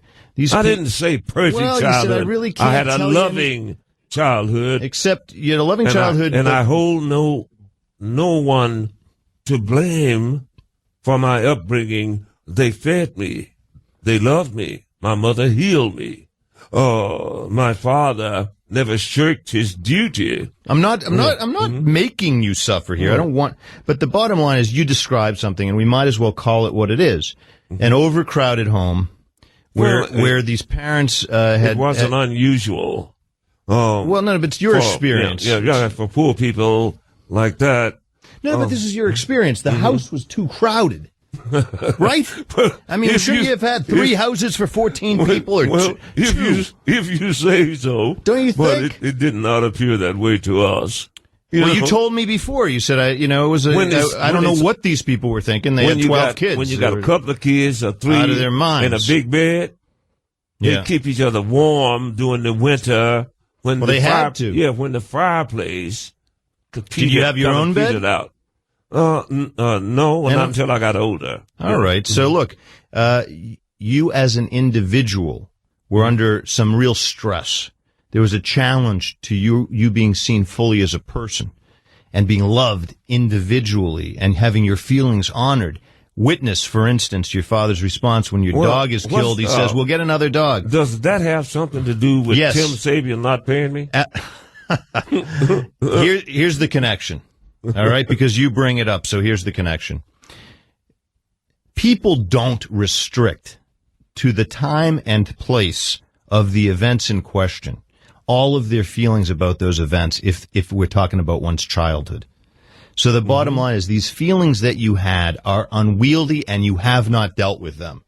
Because initially you deny them and then I pry them out of you and you tell me, you know what, it was overcrowded. I don't understand how a woman would be made or choose to suffer so much as to have me as a baby. Because I didn't say to have me. I was saying that even then, I did not. I know I'm leaning on you. I did not think that I'm leaning on you. that I would suggest that any woman have that many children. You say you were set. You may have been conceived as in order to harvest crops to begin with. Well, no, this was a common thing. No, but you can't lose your humanity and your individuality in the context of numbers. And not witness this, Riley. My symbol is mine. Yeah, of course. I don't want someone else's symbol. Right. I don't care if there are 144,000 people on the mothership. I'm me. My father, at his very worst, tell me, when was that? Was a head above or 3 heads above anything I see around here that's in the position your father, I understand. position to do something decent for I understand, and yet you were at risk and under stress because the man hit you, and he didn't understand. He couldn't. He didn't have the time to understand. You lose your dog. He says, "We'll get another one." You got your ass whooped in school in those days. How bad was the whooping at home? Oh, not enough. What I'm saying was generally less than what you deserved for what you did. Well, okay, but how bad could it be?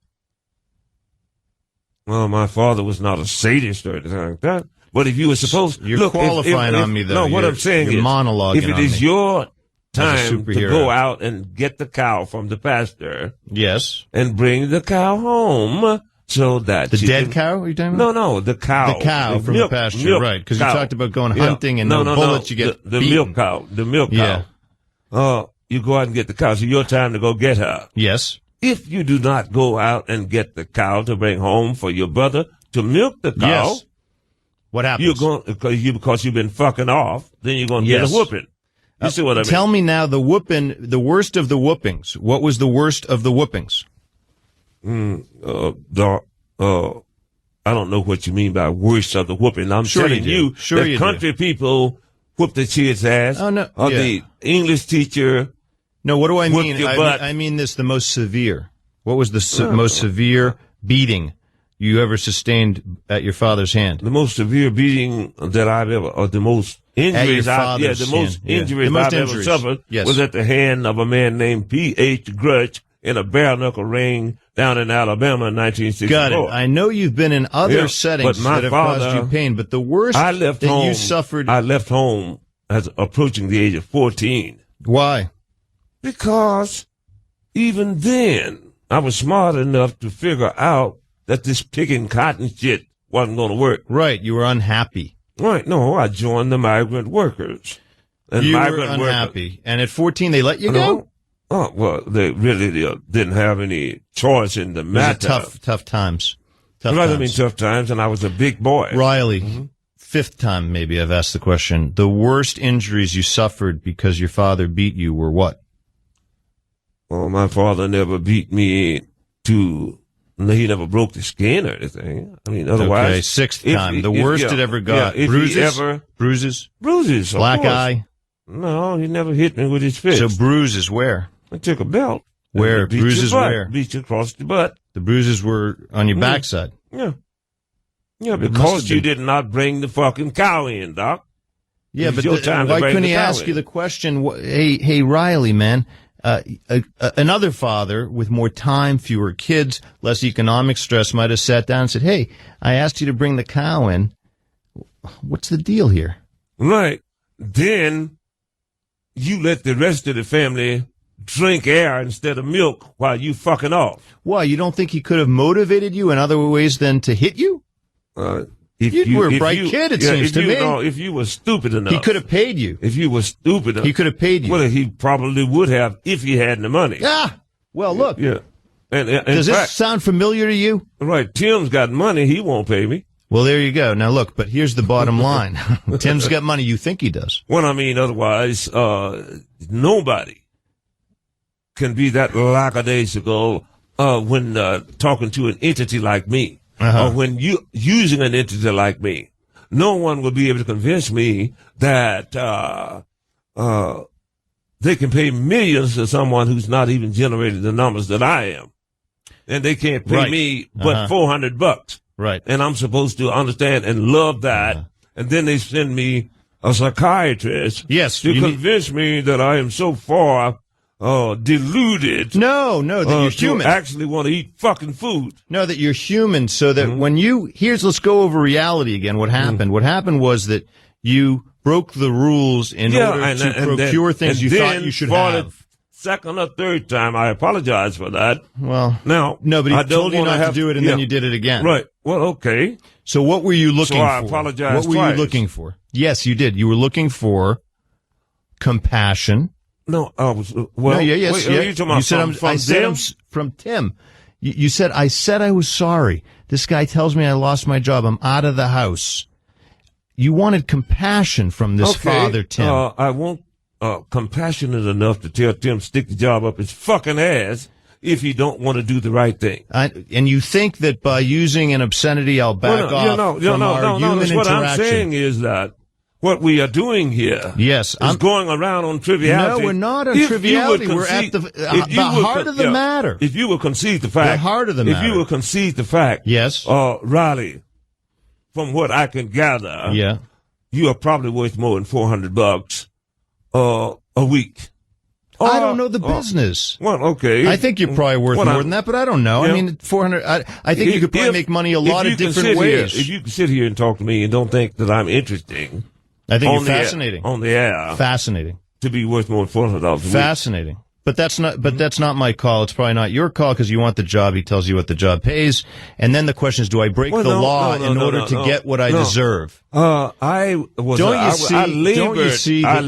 under the misconception that anyone who works for you 3.5 years. But we need the why. Might get another buck or two. We need the why of why did you break the rules in order to take what you thought was love or what you needed. And the answer is, one potential answer is because, look, you guys don't understand, you might have said to Tim, that I never got what I needed, that I was deprived from the beginning, and that really what I got I had to take. That's the bottom line. People have not listened to me. They haven't loved me in the ways I wished for. Last year, and the only people who I thought could were aliens. What Tim didn't know and what you didn't understand. I love you, but I can't eat your love. What Tim didn't know and you don't understand is that in a deprived environment, and you were raised with pain and deprivation. Well, I wouldn't call it all that, Doc. I've talked to so many people in 15 years. It sounds painful. Having a large family. 12 kids. It means that you can produce more vegetables. You can hunt more game. I'm serious. And so I probably ate better than a person with one child, because how much cotton can they gather? Yeah, but again, you're equating human life with the ability to harvest crops, and therefore you eat better because there are more humans around. You're a person, Riley. Well, of course. And the reason that you take great offense when Tim, as an employer, he's just an employer. He might be someone warmly disposed to you, but he's an employer. When he says, I will withhold from you as a father. What I'm saying is that your rage at that, your sense of being wronged, doesn't just come from this environment. It comes from all the denied pain, all your denial about all you've suffered in the past. Well, I tell you what. He's not just Tim Sabian, he's also your dad. I tell you what. Do you see what I'm saying, though? Reduce his fat ass to $400 a week and see if he'll be wonderful Tim. But again, I have to say, what do you think of that? The possibility that, in fact, the reason you broke the rule is because you were a kind of loaded gun. Your emotions can take control of your judgment. Next time I won't do that. But is that because you understand or because you're just saying I won't do it? That is because I know I got a wonderful friend named Dr. Keith Ablow that I can call on the phone and say, Doc, I can't pay my rent with what these cheap bastards are paying me. Will you take up the slack on that, Doc, because I love you. And listen, in the context of our relationship, I would say, tell me more. I'll listen to you. I don't know if I can change the compensation structure, but what I'll keep directing you back to is, man, you got shortchanged as a kid. You were gypped. You were ripped off, dude.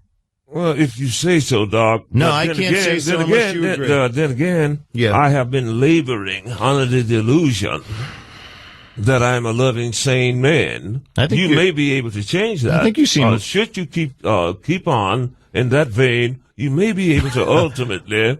Wait, why are you saying that? That something I'm doing could make you less loving? Well, no, I'm just saying that perhaps I've been delusional in actually loving Howard, Robin, and others, and stuff interesting, like that. interesting. I know, right now. Interesting, because now what you get at is the love of a child. Yeah, now that you mention it and the way that you explain it to me, they're a bunch of chicken shit sons of bitches. No, maybe it's a work relationship. Maybe there's warmth to it, but maybe it is a work relationship. And what you're saying here, Riley, makes so much sense, because here's how it works for kids. They want to love their parents. They want to forgive them everything. And I tell you truly that maybe it is inadvisable to put your heart out there the way that you did. There you are in a hospital room having surgery beyond this world. Yes, I would always love my parents. Always have and always will. And I'm not trying to talk you out of that. And I'm not saying that my father was infallible and without any fault or anything of that nature. But it became necessary. But my mother, if there could be no fault, she would come closer to it than any other woman I've had the pleasure of meeting. And I have a wonderful wife who is loving of heart, and she works with you understand, with challenge. I know. But you're presenting me your bona fides as a healthy and good person. I don't challenge that you're a good person. I don't see where healthy. everyone. I think you suffered. I don't see. I think you suffered, and you bring into other environments your sense of outrage. I'm suffering now because I'm fucking broke. Your sense of outrage is taken with you into other environments than the one that it originated in, so that you feel at certain points, you know what? I've been gypped my whole life. You can't put words to it, but you're like, I feel like they're taking the marrow out of my body. If you want to talk about and the man, I'm gonna break the rule. The sharecrop, the man who owned the land. Okay, let's talk about that. Oh, everybody was screwing you over. For the most part. Well, they're always screwed over. The field hand, so to speak, and that's my beverages. That somewhere, it doesn't matter. Absolute fact. They always did. Mm-hmm. Of course they did.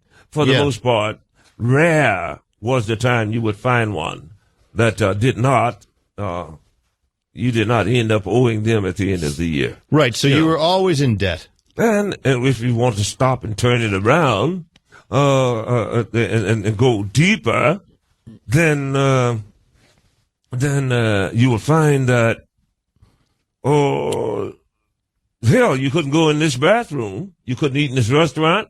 You had to get on the back of the bus and all this. So I don't need to get into all that bullshit. It was the culture around you. It was your family of origin, which you've already agreed to. I was raised in the South.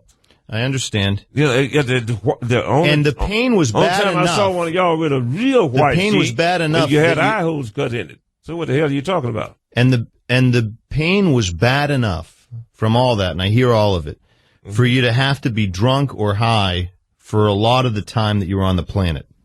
Oh, no, Doc. Or growing weed. Well, I mean, my goodness, I still do not feel as if it's against the law. Oh, yeah, I know it's against the law, and I don't do it anymore. Nonetheless. You've done the show drunk. Yes or no? No, I've done the show under medicine because I just got out the hospital that these sons of bitches didn't call me when I was in. I got out on Tuesday morning, did the show that Tuesday night. You never drank during a show? No, whatever. Otherwise. It's me you're talking to. No. Look, it's me you're talking to. Look, don't start a relationship on a bad foot. I would have a beer. Yeah. Or two, but that's all. Really and truly. But at work, essentially. Yeah, well, I mean, otherwise, yeah, because otherwise you might feel your pain too acutely. You are running your mouth and all this. It is not like I have any outstanding dependencies upon any substance or thing. But you've broken the rules to the extent that one or more times you've been imprisoned. Yeah, of course. How many? Well, actually a couple of times. How many times? I've been in prison 2 times. For a total of how long? Altogether, about 4 years altogether. Okay, 4 years, and you're not unique in this regard. People pay their debts to society. They come out. I understand that. But what I have to impress upon you is that you have a history of breaking the rules because you feel so enraged at the system. Bare-knuckle fighting was against the law. Yes, you shouldn't have done it. It was against the law. Yeah, that was against the law. You broke the rules. Well, geez, I couldn't find a nice way of bare-knuckle fighting and making some money by asking the law to let me bare-knuckle fight. And you couldn't get the love you needed or the nurturance you needed by simply approaching your father and mother, because after all, the system of the family couldn't sustain it. So you learned early on, if I'm going to get what I need, I can't possibly go with what people call the rules and the law here. I personally believe that marijuana is far, far a lesser danger than pharmaceuticals or whiskey or alcohol. Yes, but that's you thinking, right? See, what we don't want is to go back to serious and say, you know what I think we have here? We got a guy who's got some sort of sociopathic trait. He thinks of himself as separate from the body of law we've created. I don't so far, but I'm going to make... But I want you to be honest. I would tell you. Yeah, right. If you believe that what I'm saying is out of the boundaries of rationality, then I should not be here. No, I'm not saying that. What I'm saying is... as smart as I picture it.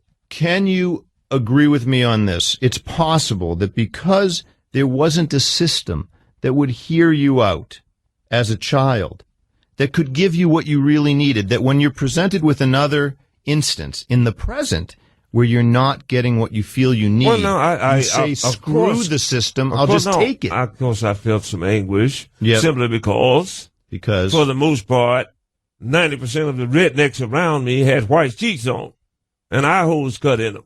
I did not think that was right then, and would not think it was right now. But you're not calling Tim a Ku Klux Klan member. No, I'm not saying that, but all I'm saying is that as a race, we got fucked. Coming up through there and all of this, but I'm not holding that against anybody. No, but let's not. I'm merely asking for a fair shake. Again, I feel you fleeing to race and other issues. No, what I'm saying I think you got screwed as a kid, just a baby, just a little boy. You got screwed, man. Psychoanalyze. They brought you into a family with 12 kids. They made you work the fields. Your dad, when you lost your dog, said, "So what? We'll get another one." You're terrified in a tree. You've shot your brother with a BB. He takes your rifle. He breaks it against the tree. He doesn't say, "Hey, are you okay? Are you okay? You didn't mean that. I know you didn't mean it. You're a good kid." Right? So you take all those feelings and you bring them in here. And Tim needs to know, why, when I told him the rules, did he say, screw the rules? And the answer might be because you have to understand, Tim, he didn't realize at the time. Yeah, what about that nice girl, Susan Smith? Susan Smith. Yeah, down in South Carolina. The one who killed her kids? Yeah, who killed her kids. She came from a very loving family, I suppose. No, she didn't. And all that. How could she come from a loving family? Well, maybe not. Nonetheless. I don't even know her family, but I'll tell you, it was a mess. It had to be. What about the boys out in California call me up right now. who shotgunned their mom and dad? Them too. What about the rest of them that's around dropping women in the lake? All of them. But this is all about you, dude. If my worst crime is that I grew a little weed and did a little bare-knuckle fighting, all of a sudden I'm some kind of a freak. I'm not saying you're a freak. No, I'm saying I'm an irrational human being. No, you're irrational in this way. You're irrational in this way. I'm a basket You are case. transferring into new environments your experiences from old environments. You haven't yet grieved what happened back then. So when someone says, no, I'm going to disappoint you, I'm not going to love you, If Instead that were of the saying, case, son, that's we'd very all- disappointing, Look, but if- I'll deal with it. You say, I'll break the if your rules and I'll mama- take what I need. If your mom or dad giving you the last whooping for breaking, I don't think you should have been for beaten at all. messing up. I Well, don't I know think you you should have don't. been beaten You at don't all. think that. But I don't think so. And I think that's why you wanted to get on that spaceship and get the hell out of there. Country people. I don't blame This you. is how I'd poor want a whites- symbol myself. This is how poor white. Riley, all right, we're going to take a quick break. There's a lot more to come. Meet the Shrink on Howard 101. Keep that. This is Meet the Shrink with Riley Martin and Dr. Keith Ablow on Howard 101. Riley, the man tells you what he can do in the context of a business relationship. You This ask is him. my ass. You You're going ask to him tell the me question. No. that We a have to person make sure that generating you the won't kind do of it. numbers I generate ain't But- worth for $400. Bullshit. I'm not telling you. I'm suggesting that there's someone with rights and privileges and a job that who sounds to says, me here's like what I'll pay you. here's the dumb old Here's what I'll jigaboo. pay you. You can walk, I'm of a course. dumb old No, jigaboo. he'd say that you're free to leave. no matter what he does He'd say you're for this company. He'd say you're free to leave, but after I all, would rather he say that Well, than he to has said tell that. me He has said than that. to tell me that he ain't got no fucking money and giving truckloads he of has it said away that. He'd to said- motherfuckers who ain't even producing no numbers. he said you're free to leave. Of course, he said that. You're a free man. You can leave, but here's the trouble for you. At 6 and 7, you couldn't leave. You feel as though you have no flexibility because the love you need, the nurturance you need, is being withheld from you by a withholding father. He's not. He's just a guy who runs a network. That's it. I'm sorry. I wish it were more. I wish he's the kind of person who was so closely affiliated with you that he would call you when you have But then hip if he and knee runs- surgery. if he runs but a business- he tells you he's got If he- 90 kids. yeah. He doesn't have time for you. If he runs a business, Yeah. common sense to tell him that if this individual, no matter who he is actually producing for me and making me money, Here's the then question, I would throw Riley. him a bone every once in a while. Here's the question. Where he's got these other fat bitches and stuff Well- he's paying millions of dollars to that ain't producing a damn thing. Did your sisters get more in the way of nurturance than you did? I wouldn't say so. Because the anger, right? No. The kid. anger at women There's no way you could being cared for in a different way by your father. If you can explain to Tim. me, if you can make me understand, I'm going to make you understand. where I should be happy. I'm not saying you should be happy. Being fucked. I already told you. I think you should have been sad and mad at being screwed over as a children. And I should appreciate it, Doc, if you would use your considerable influence to fuck Tim. Well, no, but wait, not first, Tim. I'm talking about, I don't care. I only have as much influence as you I don't give care. me the truth. I don't think you can get The better. question is, I don't think you can get no better radio than this. The question, the question is, do you understand that the reason that you broke the rule is because the interaction with Tim too closely resembled what happened for you at home when you were 6 and 7 and things were withheld from you and you had no alternative to leave. You were 6 or 7. You had to deal with the whoopings. You had to deal with the picking cotton. If you are saying in my subliminal mind, that's why you broke the rule. In my subliminal mind that this is the reason and all that, being as how you some kind of high mucky muck doctor and stuff. Oh, you were going to say white guy or something. No. Yeah, I saw it on your lips. What do you think? Is it possible? Well, if it is possible, I have never that you've been seen thought as of your it. father. No, I saw it as either paying rent or getting thrown out. That's all I saw it as. No, but now that you mention it, yeah, perhaps something was there that was subliminal. I want you to sit and with it. about my dog and when he says no, some nice white people with hoods on. I'm serious. Again, it has nothing to do with the white people with hoods on, other than that you were preyed upon.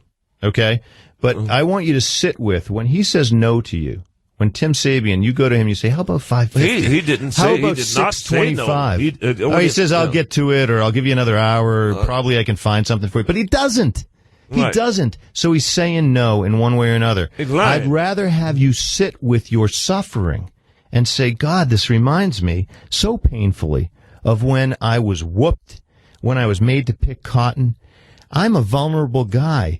this cuts me to the core because what I lived through was so painful, and this reminds me of it.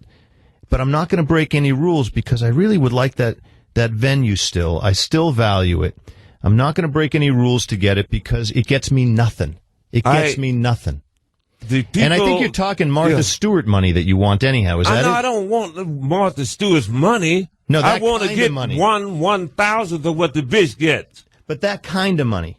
No, I mean, I want to get enough money as to where I do not have to worry about the necessitations of life if I am making you money. I mean, I don't know if Tim can get back in here, but it would be instructive to see if you can relate to him what I've suggested to you, if you can sort of feel it in the moment. His prerogative He might not be available. Yeah, his prerogative obviously is work the jigaboos for nothing.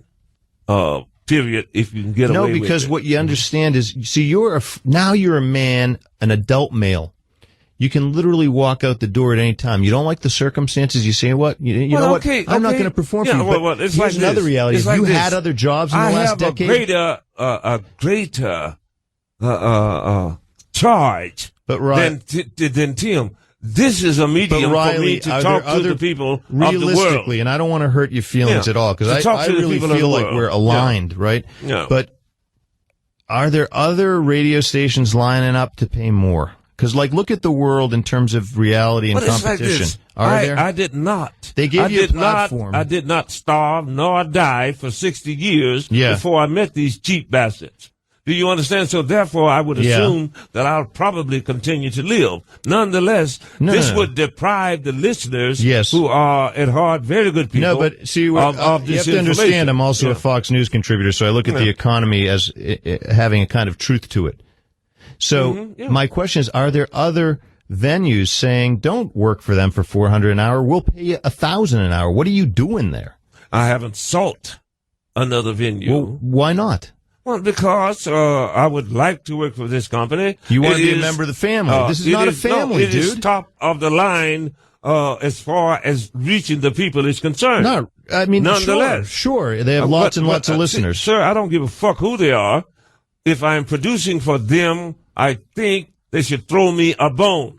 But if the market gives you feedback and says, you know what you're worth about $400 a week and about an hour a week. That's what it turns out to be. Is it so painful that you can't say, all right, that's who I am? I don't think there's I'm one of 14 kids. There's anyone, my dad only has so much love for me. I don't think and there's it's not anyone. enough. You know what? It wasn't enough. Can you say that to me? I don't think. Can you say it to me? I don't think. No, I mean, why Can you should say it to me? Say that to you. I love my father. Can you say it and to I love me? my It mother. wasn't enough. Nothing is ever enough, I don't think. No.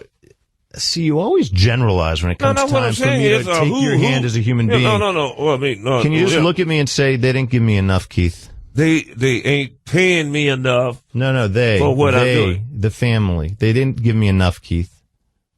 They gave me probably more than I deserved.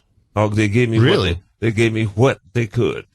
They gave, right, and that wasn't enough. Well, I don't know. I'll concede that. I'm sorry it happened. Enough, you know. I mean, you deserved better, right? I would like to have had better. I would like to have lived up at the fucking big house. Sure. Yeah, but that wasn't going to happen. And, but I didn't starve. I did not go. I know. I You're a did not good freeze. person because you I did not immediately, freeze, you immediately give me the reasons you shouldn't be in pain. Yeah. Well, I mean, but it was tough. Dude, it sounds tough. Yeah. It's always tough. And you haven't even grieved it. Yes. 50 years ago with country folks, it was tough. It was so painful. And still is tough. For many, many. You had to have a friend from outside this universe as your best friend. I didn't have to have them. It came to be the case. Yeah, it came to be the case. I did not send your for best them. friend. Yeah. No, you didn't send for them, but they came. They came. And your best friend was Damn. from a different planet. Yeah. And remains so. Yeah, of course. And they have been coming here since pre-biblical times. I know. So would you say you're most closely connected to 10? I consider that he is my friend. He is never, I've never caught him in any kind of a deception or lie. all these things that he has told me. Listen to me. 1 year before 9/11, Yes. I wrote Howard Stern. Yes. I wrote Howard Stern a letter and said and told him, I see fire in the sky above Manhattan, and I placed it at August 18, 2001. They did not do it until September 11, but they caught Moussaoui on August 18, and the rest of them just probably smoothed back to see if he was going to talk or something. And asked him, if I'm lying. You understand? I'm not suggesting that I you're told him lying where the about mother. anything. Yeah, You're telling an elemental kind of truth. I told him where the mothership was 21 years ago. Yes, they discovered the luminous object out there, yes, Saturn, in 2004. I understand, but do you understand that this family here at Sirius, if it is any kind of family, they have rules. I understand, and no matter how much pain you're in. No matter how much or how chicken shit they are, and how chicken shit they are, right? That when they tell you how much you can eat, that's it. You can't steal more food. No, all I asked for was a little more porridge. But even if they say no, what Tim to say what are was your more alternatives? porridge, humbug. But the way you say that, you get very elevated, and your face gets there's the anger. It's not anger at your employer. It's anger at a family that just couldn't give you what you needed. And so you had to break some rules. Well, they could give me what I needed, but they would not give me what I needed. That's a different story. You're saying here? No, here. And there. And there. And in your family, they wouldn't give you what you needed. Well, no. My family couldn't give me everything I needed. Could not. All the time. But here Right. they could if they wished. Right, and I think you confuse the two. That's why you sit in your hospital room and you think, why is Tim not calling me? Because you know what? He already told you why. I get a lot of work to do. I might as well own a big farm with 90 employees. Now that I know that, and you can't steal from us. Now, no matter how much you don't think I love you, it's no license to take what you think you need. If someone wants to advertise with this company, it will cost many thousands of dollars. You understand? For me to mention his website number probably cost a few $100. That was because I needed it to pay the rent. And other than that, that is my infraction. Had they given me the extra hour when Howard went on another perpetual They're telling you, vacation. See, you have to go back to reality. Reality is they tell you what they'll do. That's it. And then you as an adult have a choice to make. If he said, no, you will not get an extra hour ever. Then I would have understood that whether I liked it or not, I would have understood You felt manipulated. Oh, well, I felt lied to. You felt lied to. Yeah. Lied to, and then dismissed as so much flotsam. Despite the fact some kind of a dunce, whatever. And I resent that. Yes, I resent that. Nonetheless, I have apologized, and I'd like to wind this up now. I'd like to. That's fine. I would like to apologize. You want to apologize. I've already done that. Is one thing, but I mean, do you promise this? Because this would be the bare minimum.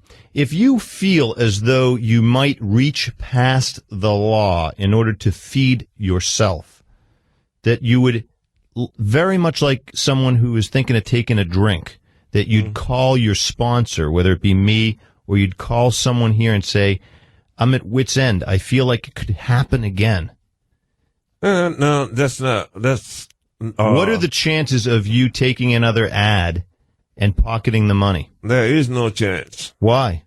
Because I just won't do that anymore. Why? I won't do that anymore. You said that. Why? It's wrong. Why? Because I'm not authorized to do it. It's wrong. That's the rule. It's wrong. I get that. Yeah. It's the rule, And at those moments where nonetheless, it's not going to make me feel any more or loving towards the ones. I'm not suggesting it should. That the ones who would put me in such a position. I'm not suggesting it should. What I am going to ask is whether. At those times where you feel that impulse, like these, that anger. No, impulse my ass, the man. anger at that. Yeah. Will you at least do this favor for me? Mm-hmm. Reflect back on the times when you were disappointed at the limits in terms of love and nurturance that could be given you in your family of origin. Yeah, because that's where the anger's coming from, man. That's where the willingness to break the rules comes from. You're a marvelous fellow. Thanks, but will you do that for me? But I'll reflect. You will? As you asked me to do. Nonetheless, there is absolutely no way I will ever cast any aspersion upon my mom or dad who... No, but you're willing to do it to a guy who just runs a company. He's just running a company. He just runs a company. He just runs a company, and he's telling you, here's what I think the market is. If you can do better, you could find another venue, maybe. Well, I mean, otherwise, I shall attempt in earnest to do that. Okay. Yeah. No, that's okay to do. You see what I'm to talking look about. for another venue and come back to him and say, look, I've got an offer for $750. That's what I'm saying. So maybe, do you think maybe you should try that? Oh, of course. You should call around. You should have you have an agent? I will put, not really a but name. Maybe you agent. should. Yeah, maybe I should. Perhaps you can recommend someone. Maybe I will. In other words, I think you do have tremendous value. Doctor, you have my number. I do. And, so you're telling me, because look me in the eye, don't you be like these people. Please. Well, I appreciate the. No. You're a marvelous person, now, Doc. I got to go. But let me. we have no ill will toward each other, only friendship. Of course right? not. So look me in the eye and tell me, Keith, if you vouch for me, there is zero possibility. There is no way I will sell another ad and pocket the money. Keith, if you vouch for me, I promise you personally that I will never ever sell another ad unauthorized at this company. I promise you. Okay. If you will extend yourself in any manner, not with money or anything, but with your influence to get me an opportunity to talk to people. Well, wait, there's an if? Can we just cut it off as you never will? I said, you asked me. Yeah, you'll never pocket the money from an ad. No, I will not take an ad. No matter what. Don't think that even if they reduced your salary. Even if they reduce. Let's say they said it's going to be $300 now, not $400. Well, if they reduce, you wouldn't steal. You still wouldn't steal. No, well, steal from who? From here. No, if they son this heart, it would be very difficult for them to do me no worse than what they're doing. But if that happened, you still wouldn't do it. Well, not here. No, I wouldn't do this. I would. In fact, yeah. What the fuck did I do? Rob a bank or something? You know. God damn, man. It was wrong. Yeah, it was wrong. It was wrong. And I've conceded that. And it won't happen. And it would be now. It won't happen again. Now it would be something else. Yeah. It would be breaking a personal promise. Right. I won't break a promise to you. All right. And I'll try to do right by you. Right. I've never broken a promise to a friend. Okay. So we're friends, and that's good. And I can carry that with me to the powers that be and see what I can do for you. If ever I could do anything for you, I would. It's probably I think you already have. You sold me a symbol to get on the mothership at 2012, and you charged me $35. Right. I consider that to be discounted by about 1,000 times. Yeah. So you're gonna save my life for $35. Look, I must charge somebody something. No. I think it takes a lot of man hours. I think it's very little. Right. I think it's a symbol of your love for people. Well, of course, I wish someone had been as generous to you at 6 and 7. Me too. All right, my friend. No, that's great. Now, Dr. Keith, I've got to go, man. Yeah, that's beautiful. And I thank you. Thank you. You're a real worthy. gentleman. You are a worthy psychological adversary. Well, we're going to be on the same team. You'll see. Right. I compliment you. And you're a tough cookie. And I like that. Because I'm a fighter, too. I know. I wouldn't want to step into the ring with you. No, you'd have made up a great bare-knuckle fighter. Really. I don't know about that. I don't know. Yeah, you would. Well, the streets of Marblehead where I was raised, I probably would have done all right. That's about it. Psychologically, you do. Bless you, man, and take care. Okay, buddy. And I'll finish your symbol and send it over Thanks. to you. And the book I'm going to read, and the headband was a gift. So this I treasure because this I didn't pay for. Yeah, I don't know. Isn't it weird how you treasure the things you're not paid for more? Right. I don't know. Well, I would not dare give you something that I did not love.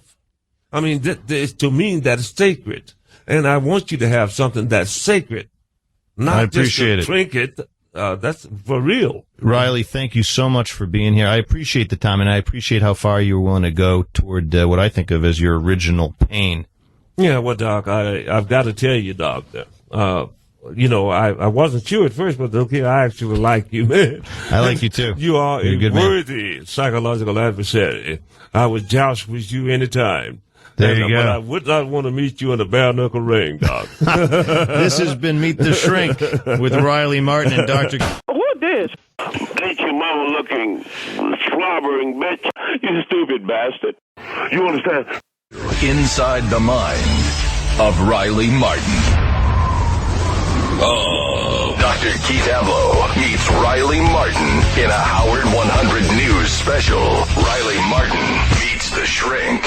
All right, welcome to Meet the Shrink on Howard 101. I'm Dr. Keith Ablow, and this... I'm Riley Martin. Yes. Yeah, I'm glad you're here. Third session is a special thing. Well, certainly, Doctor. You know? And I must admit that I've gained a great insight, so great indeed, until I almost forgot that I'm working for slave wages. You almost forgot. Yeah, almost. Stick with the insight for a second, just to indulge me. What insights have you gained? Well, because we have a mission here, which is I've got to be able to reassure these people that there has been insight.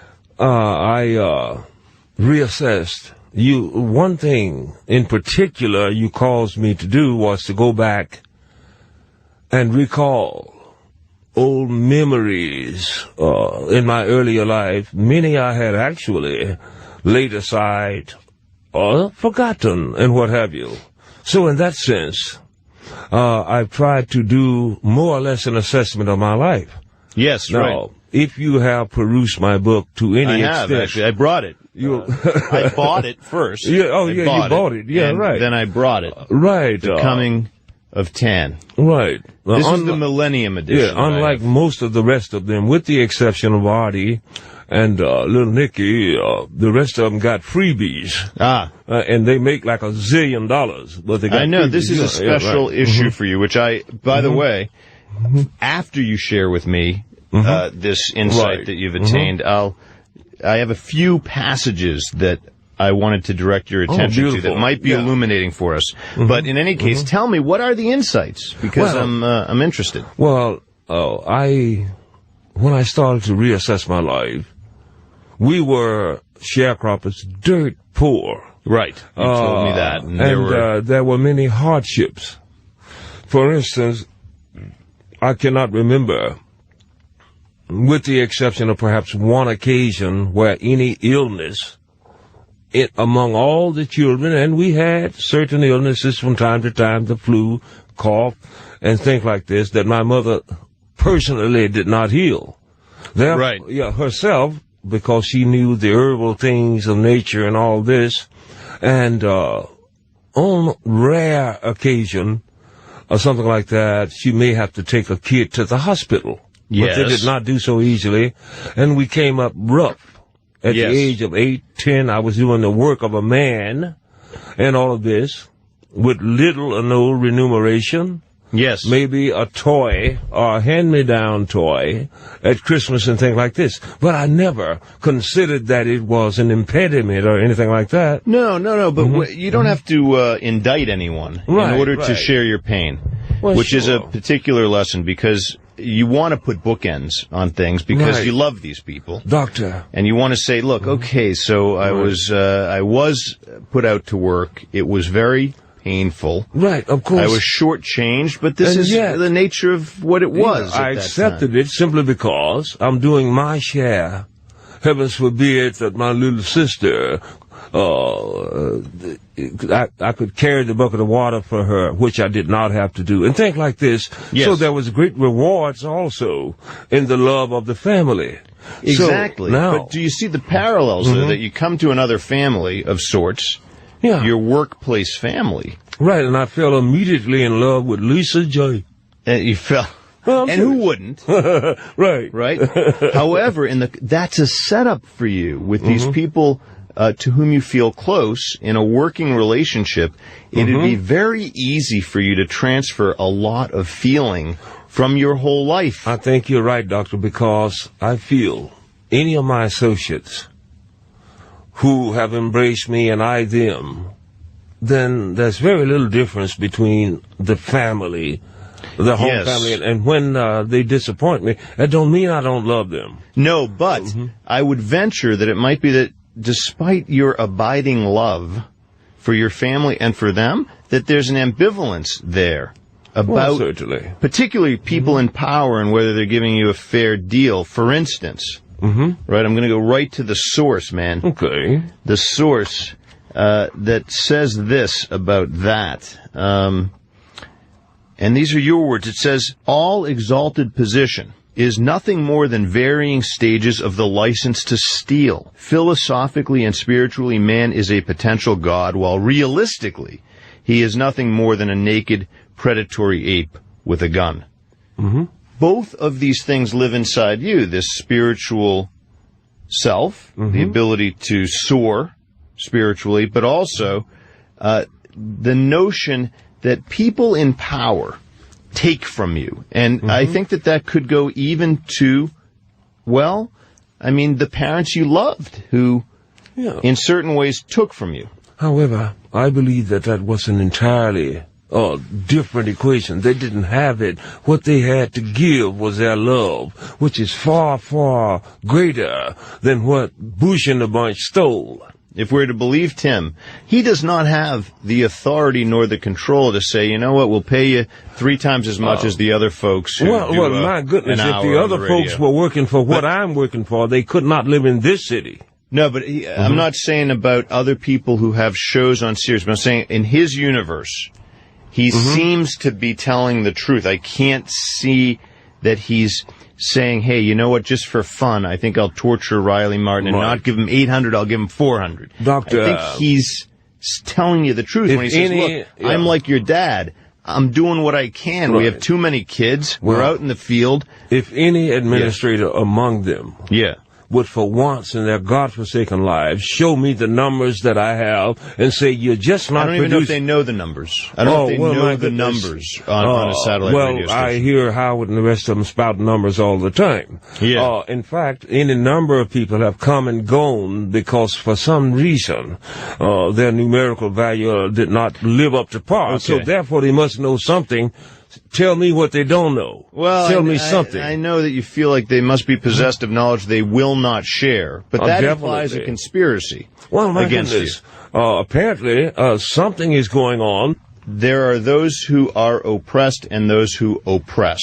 And that anything you can kind of do to balance the scales, is the implication, is okay. And that's where we got into trouble, where they said, look, here's the deal. You said, look, it's a usury deal. And instead of saying, I don't want it, I don't want the deal, you said, well, I'll figure out a way to kind of make a little on the side. Yeah, right, of course. And you're saying now you don't feel that, you won't do that anymore. If a big bully is standing over you with a brick and a gun and say, do you want the deal? You have no choice but to say, yes, I want the deal, even though you are thinking later, the bully may back down a little bit simply because I'm no longer truly afraid in my abilities and what have you. Do you harbor any resentment that might be leaking into the workplace about the fact that you had to leave home at 14? Well, I didn't have to. I chose to leave. The circumstances were because such even that at that made age, sense to leave. I was smart enough to know that picking cotton all day for $2, there had to be something better. So I chose to go out into the world, and true enough, I did go out into the world and start making pretty good money from here and there, and then I could send some back to the family so they could buy the Nikes you're talking about. Yeah, well, no, I didn't talk about the Nikes. I know the metaphor, though. I get it. I'm with you 1,000%. But also, when you went out into the world, and this book is peppered, by the way, with references not only to prejudice and to economic tyranny, but to sexual betrayal. One after another adult woman, you say, while you were 14, Yes. I'm choosing the word intentionally. Okay. Raped you. Well, actually, Doc. You met one pedophile after another. Well, lady. It's right here, yeah. I don't know how she could be a pedophile. In fact, do you remember that case? You were 14. You remember that case of that beautiful teacher down in Florida? Yes. That had this kid. Was that Le Tourneau or? Oh, yeah, 14, 15? Yes. Doc, right now, I would let you hit me in the head with a ball-peen hammer if I could be that kid. You see what I'm talking about? So they didn't abuse me at all. In fact, I loved them. And when I found out what was happening, I really did love them. And naturally, because I was such a peach, they sought me out and more or less thought they took advantage of me, which they did not, because I find that I have become quite well-rounded in the arts and wiles of lawmaking because of those angelic women whom, I couldn't Well, but stand. Riley, before we get all poetic about your early life experiences with so many women, and by the way, there's a reference in the book that suggests, I'll read this because I found it very interesting. It says, if I perchanced to make love to a certain lady several times, this lady seemed to grow visibly younger. Of course, it could be reasoned with some justification that a woman in love tends to feel and act younger. However, I've had a number of women show me and tell me of the disappearance of facial lines and wrinkles and the renewal of youthful skin texture, as well as the inner knowledge of past youth, etc. Does my wife look at my wife? Yeah. Does she look 55 to you? Are you suggesting that your seed is some kind of dermatologic cure? No, I painted her up to make her look like she's looking. Was she wrinkled? Yeah. I could ask her, but no, she's you're always saying that before she met you and started making love with you, that she looked older. Always been beautiful. Yes, but had she not met me, I believe. Think here's what I think's happening. Okay, you're dressing up your trauma. In a king has no clothes costume. Yeah. Meaning that we're to admire the fact that you were so precocious as a youth when you were raped again and again. I admire those times when she has no clothes. Is that the way you'd want your own son or daughter to meet with and when she ravishes maturity? me, Doc, she should be arrested. But Riley, is that the way that you would want a son or daughter of yours to meet with sexual maturity? Well, my goodness. For instance, when a kid reaches puberty, a kid, back in those days, even my father would take me to somewhere to ladies that of looseness or what have you, so that I could get accrued to the art of loving women. And I'm going to love them, Doc. So going to prostitutes. But we didn't do that all the time. But on a birthday, a 15th birthday, a 14th birthday. Here's where this odd coincidence about money and love comes into your life also. Well, Doc, I've never really bought a woman in my life. I am perfectly capable, even though at my old decrepit age, wooing a lovely lady. You look perfectly capable, and yet, when you describe in the book one adult woman who essentially kept you in a certain way captive, beating off other adult women who also wanted to sexually molest you. Right. Because she thought that you were special. And I felt like a king. Yes, you felt like a king, but the bottom line is that wasn't acknowledging you as a human being. You didn't know this woman as a person. No. She found me to be her treasure nonetheless. You were unprotected. Right. I was having fun. Nah, look, you can be... And on top of that... You can be a captive and believe you're free. Had I desired to leave, nobody has ever, not ever, will ever run me under any circumstances whatsoever, so I was not a Cratez to them. But I just enjoyed women, Doc. I think what should I have done? Well, are there alternate? Should I like boys? One could suggest. No. I think your sexual orientation is what it is. It seems fairly fixed. Right, it is. Yeah, and so the idea though is by dressing up these things, where you say, well, look, my parents had how many children? 14. 14 kids, without regard to what that would do to us in terms of lifestyle, these kids who come onto the planet. Right. And, so I wasn't able to get the things I kind of wanted or needed. That in those days, when you were doing things by hand instead of machine, that the more kids you had, the more prosperous you actually I know, but you being turned into a money-making enterprise by birth, you've told me this before, I agree. They had to look at the world realistically. And say, look, 14 kids equals 16 of us to work the fields. That is going to generate a little bit more profit than it does expense. This is a reasonable strategy for survival. And yet, internal to you has to be the question, so is that what I am? I'm a little cog in a factory? Well, the outcome of that was some kids became highly professional as they grew older, and then let my mother and father live and die at home, not in some nursing home.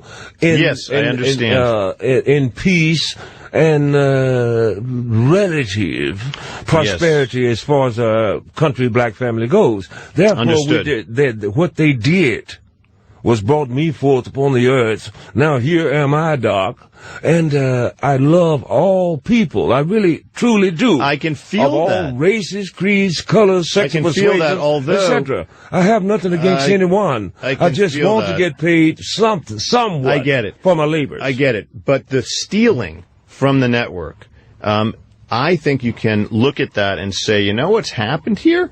This is a fellow who's so intent on loving that he fails to acknowledge how angry at a certain level he is about being born into a family of 16, about being made to think of it as reasonable to leave at 14 and become a bare-knuckle fighter and an object of the lust of adult women who commandeered him. And he even dresses that up and says, no, I was like Romeo. No, you were a repeated rape victim to one adult woman after another who had her way with you at 14 when you could have been introduced. I know that you don't feel it, but that's the problem, because then you come into the network and you go to work and you come with all your unexpressed anger. It comes out when Tim says, this is the best we can do, and you're like, that's the best you can do. My parents shortchanged me. I was left as a Tim, go and get one of your top name billing person other than Stern and compare my numbers to them, with them at 4 million and me at 400. That's all I asked. And then tell me honestly, am I worthless? That's all. He hasn't said you're worthless. He said that it's about $400 an hour. Well, geez. Well, then be so kind as once before I die, give me 2 hours a week, or 3 maybe, or what have you.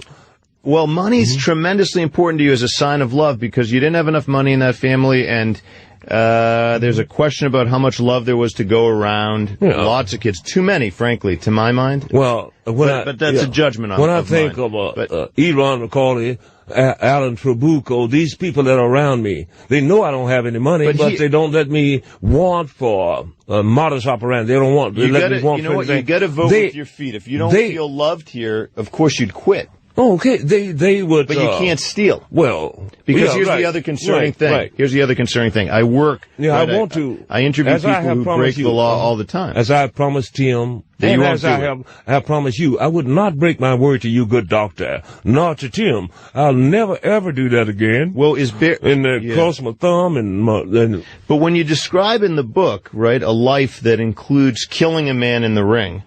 Well, my goodness, he probably should not have been fighting and what have you. I did not do that on purpose. No, I get that, but nonetheless, it wasn't legal. No, it was not legal. But and now today, it wasn't legal to bring those birds in. Yeah, right. That's how you got into trouble. You broke the law. Well, of course, I broke the law, dog. But you see, the birds But once they were doled out to merry little widows, would have ate better than me. So I don't think that I was. But there are those, Riley. There are those to do harm to the world. Riley, there are those who have so much ill will about the notion of society and its structure that they literally become sociopathic. Well, it's like this. I would rather influence society on a professional level. You would. Simply because anarchism and wars and rumors of wars is what I am talking against on all occasions. But if you have no regard, love, Doc, not hatred. Here's what I'm trying to avoid. I'm trying to avoid a particular diagnosis. Mm-hmm. If you were to break the law repeatedly, right, as you have, Doc, have you ever been speeding and didn't get caught? Sure. You understand? I know where you're going. Have you ever looked upon another lady other than your wife with lust in your heart? Yes, I have. And things of that nature. What I'm saying is that these things, apparently I thought were necessitated at the time, but I take no pride in the fact that I broke the law, but I did not steal, I did not kill, I did not rape, I did not rob. Okay, but in assuring Tim that this won't happen again, I have to, look at the book and what you've written, right? And and also, these conspiracy theories, right? Well, I mean, about if you want to call them theories. AIDS being sort of brought about by some sort of government conspiracy, and that the aliens, it says, that Tan told you that the virus can be combated using a tincture of quinine and certain genetic properties possessed by a fish called Moses' sole found in the Red Sea. Yes. Okay, well, presumably, I don't know if you'd recommend that to your best friend. Let's forego the the immune drugs. I did not say. Just get this fish. I did not say. Yeah. Disavow all medical progression and things of this nature. What I was essentially saying is, you doctors and researchers, look into this. Perhaps you can take this. It's worth doing. Yeah, worth perhaps doing. you can take this. The neglected cures. Yeah, these essences. Got it. And either fabricate them or duplicate them. Yes. And what have you. That was what I was saying. Not that. Okay. I'm hating on somebody. So here's. But listen to me. In the 1950s. Got it. And it has been revealed that certain governmental order people in this country infected a great number of black men with the what was that? Syphilis. With syphilis, Syphilis virus, and followed their progress down through the years. Understood. This is a fact written in stone. If they would do that, what else would they do? They would. There is no limit to what they would do. There is no limit to what. There is no limit to what they are doing. That is everything from. But that doesn't give from blood drinking to baby raping. Yes, but again, not to get lost in the sins of others. That doesn't confer upon you the right to break the law and steal. I have no choice. I told these people that I would be honest. Okay. And disseminate the information that I hold. Yes. But you will also find 1,000 passages in there where I say, you humanity are greater than this. You have done great things, you can do great things, and we'll do even greater things. But we have to get our mind on doing that instead of hatred, instead of wars. So do you accept the fact, I'm told that no one on Howard 101 other than Howard is paid more than you per hour? No one has a special show, and our host is paid more. You're the king. Jesus, H. Christ, if I'm the king, then get you, why don't all y'all have cups? Standing in the hall, out in front of the building. What the hell? These guys are not paid, by the way, right? I mean, I'm not paid to be here today, but look, these guys are not making $400 an hour. I bet anybody in this room is not making $400 an hour. What? My goodness! No, I would work for.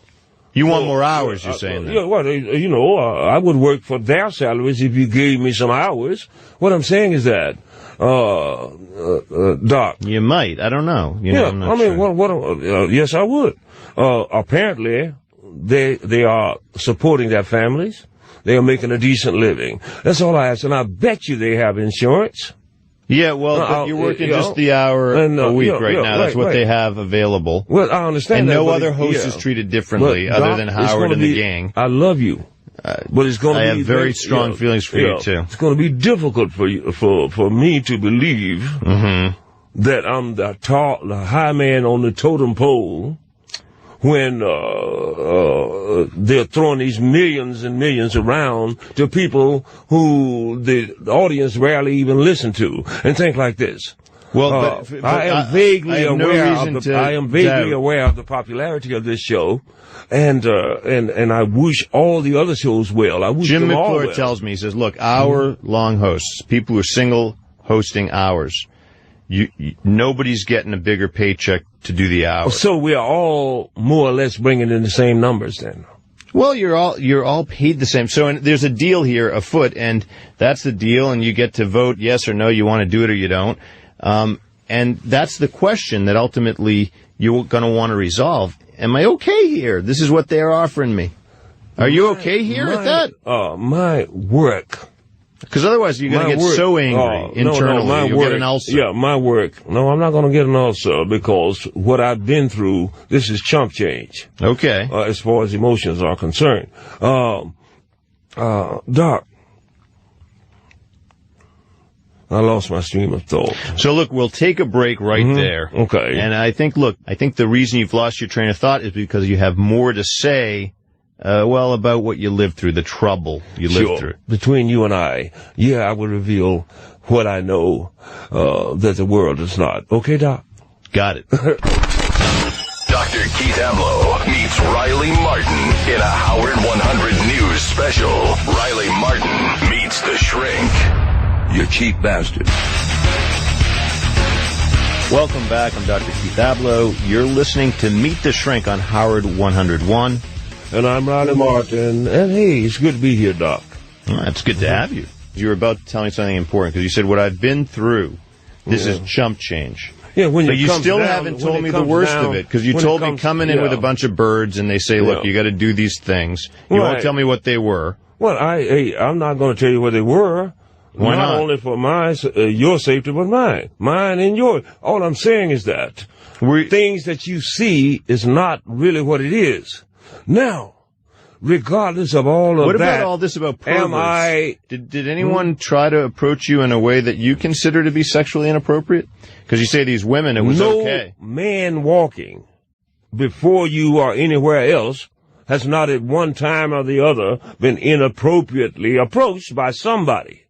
As far as that is concerned. What was it for you? You understand? When I was talking about the what was it for you and at what age? I was not talking about a person's stage of life or throughout the book, though, a life's Riley. Persuasion. Yeah, I was talking about. And you come in here and you say that Sirius is raping you, and it's only fair that I'd say when you say an entire race of people has got to die and kill them by the million, that to me is a perversion. It is. That's true.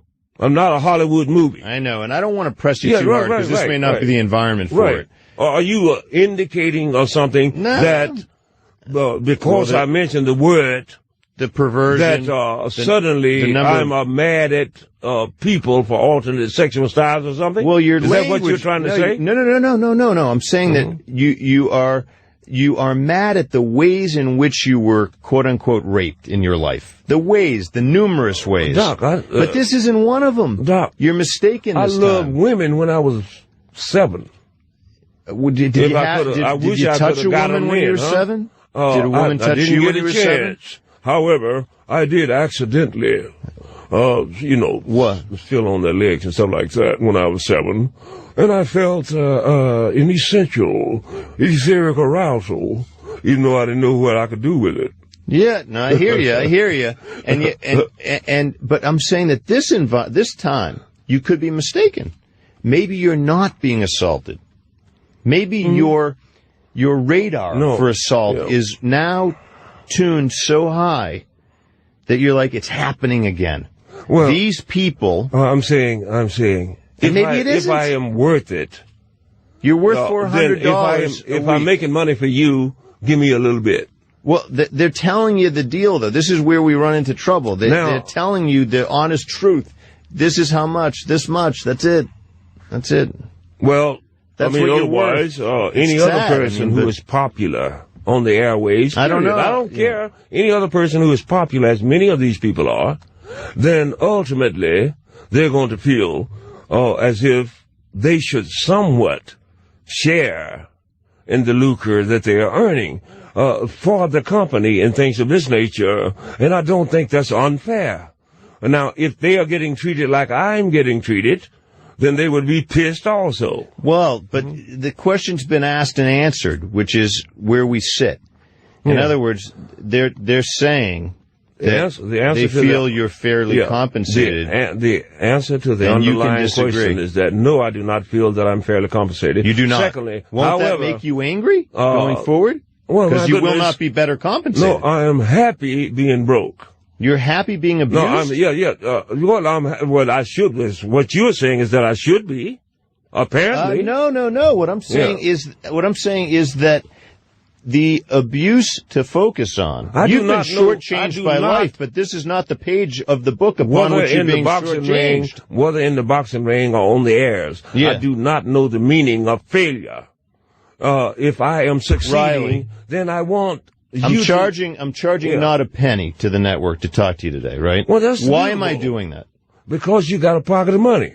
No, not because I have a pocket of the money. Because I think that there's a teaching point here that people listening may learn something from you confronting your pain. It's worth it to me. Well, it's Doc. And I do have a certain level of comfort, and really, so I'm okay to do it. And really, this our conversations are to me a treasure. Same here. It's a treasure, and all of this. And I've already given you the golden path. Sirius didn't just pay you $400 an hour. What they've actually done is that they've put you in an environment where you have the opportunity to meet a host of people, interact with an audience. And for instance, what I said to you is worth way more than whether they double your hourly rate. I said, look, write a book about what you went through growing up as a bare-knuckle fighter, being bedded by women 3 times your age. If you'll collude with me on it, I'll write it. How would I collude with you? After each chapter, I want you to say, okay, this is what I feel about what he's feeling and all this and blah, blah, blah. You want to write the book together? Yeah. So I mean, otherwise, you're committing. I would write 2 chapters, send it to you, and then you'd critique it and send it back. The great Dr. Keith Ablow. Yeah. And it's interesting. It's interesting. I mean, it's mostly interesting because in developing a relationship with you, I don't want to be the one to say, no, we're not going to shake hands on this. But if you, are you saying I would not dare write a book that's not good. Very good. But are you saying that you would therefore be pleased to be at Sirius at the current architectural, financially, the current architecture? Right. All and I that you accept my notion that there are other venues, man. Well, of course. That you're underappreciated in. You're a good writer. You picked this because it's such a powerful memory for you, right? Being abducted by aliens. And because you care so much about our society and culture. Yeah. But this may not be the be-all and end-all. You have other kinds of truth to share.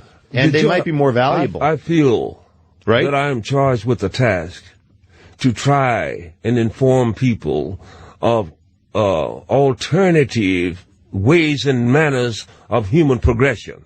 What I'm saying is that if we stop to understand and reason and understand that we are not the only thing that the Creator made in this universe, and that there are greater things Excellent. to go forth Excellent. on. So stop, folks. You're wasting so much money. I am here not because I couldn't go on the public dole. I got a bad leg. You could. What I'm saying is that, but I've never done it and don't desire to ever do it. I'm here because there are millions of people out there who, I believe, need this information. Yes, I understand. And what have you, and therefore, and this is the biggest medium I know to reach those people. Understood. And what have you. Yeah, but you know what, I have to be honest with you. I think that to some extent, because you haven't been willing to plumb the depths of your own pain, the messages that you could deliver to people have been diluted, that they have become what people can take from the notion of alien abduction. The day that very important. The day but that you consume. You have bigger messages. Yeah, the day that you consume. What is it to be born into a family of 14, to be born to work the fields, to be bedded by one adult woman after another when you're an adolescent, to kill a man in the ring and have to live with the guilt. That you truly understand. Yes. There are other men in various different stages, wars and things like that, who have killed many men, yet they are not. Understood. They are not, psychologically bent and things of this nature. Again, they compartmentalize this over there. You this worry was me. This, that was that. You worry me there because it starts to go again toward that sort of sociopathic kind of flavor where you're like, well, look, if all of society has decided that men can kill while in uniform under the banner of the United States government, that doesn't matter. That all society decided that. Matter, but I'm just saying I have my own rules. That if it were the case, that they would be psychologically aberrant. Then we would have a society with millions of maniacs walking around. Well, you say we do. Whereas, well, my goodness, I did not say we had millions of maniacs. I said we have 1% of the people controlling 95% of all resources, as well as engineering all wars and things of this nature. That I'm not speaking of the citizen. I know you're angry about a lot of that. I get it. There are a lot of things about which you're angry. Right, I get that, and I understand the points. That I would rather say that I'm displeased about a lot of things. Yes, but this is not the venue. The 400. In other words, you can be displeased. You can be philosophically moved. You can wax poetic about these things. You can urge people to action. Okay, and you can walk out on a job and say, you know what I did? I walked out on Sirius because I didn't think the salary was fair, and that's my statement in life. And other people ought to take notice. You don't stay at jobs where you don't feel that you're fairly compensated. But what you wouldn't want to say is what you do is you stay and keep arguing with people as though somehow you're going to get the love you didn't get from your family because you didn't get enough. I'm sorry. Well, I don't know. $400 an hour to me is not so cheap. Well, my goodness, when you're thinking in terms of that, if it's only 1 hour a week, son, you get that at McDonald's. Yeah, but then you could go and you could get a job for 30 hours a week somewhere else. Yeah, but then again, what you are doing you're not immune to work. You are laying aside the entire humanity and the message I'm trying to give them. And all of this you got to relax because there's certain truths that you apparently are not being willing to access out of a little bit of narcissism. Jeez. I'm sorry. How could I be more fortunate? Here's a possibility that in fact, you see my friends, the deal is. You see my dear wife. And all this, I've got more than probably I'm entitled to. Nonetheless, okay, but then you got to stop lobbying for more money. If possible, like to pay my bills. Or give me an extra hour. But here's another thought. Maybe it's not the $400 an hour. When Howard takes one of his 40 weekly vacations. No, but this is like going 1 hour. This is like going to the people who, own the plantation saying, what are you doing to my family? They're working for wages that aren't fair.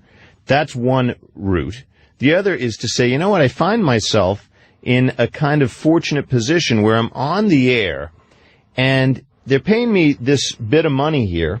What am I not doing to optimize the potential of that? It could be you, Riley. Well, it's like this. Maybe you don't know how to make money this well may enough. have given me an opportunity to collude upon a book with Keith Ablow. Well, that's one example. And so, therefore, ultimately, I suppose that there are residual rewards involved. Yes, there are. All right, but how would that work? But you're going to write a chapter and send it to me? Yeah, I'll write a couple of chapters, send it to you, critique them, send it back. Write it, critique it, and plus, we'll get the papers. Yeah. And we co-write the book. Right. And this would be about your life. About my life.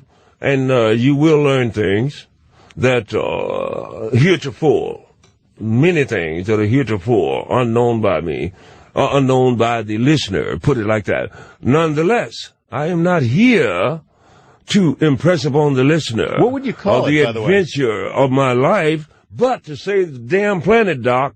We're going down. How about instead of saving the planet, if we agree, since this is a journey together, that we're really just trying to help people connect with their pain. Well, Doc, you help them connect with their pain, and I'll tell them about what's out there. Well, see, that's the thing, Riley, is that you want to go out there. I want you to go in here. That's where your riches are, man. I had to go out there to find in here.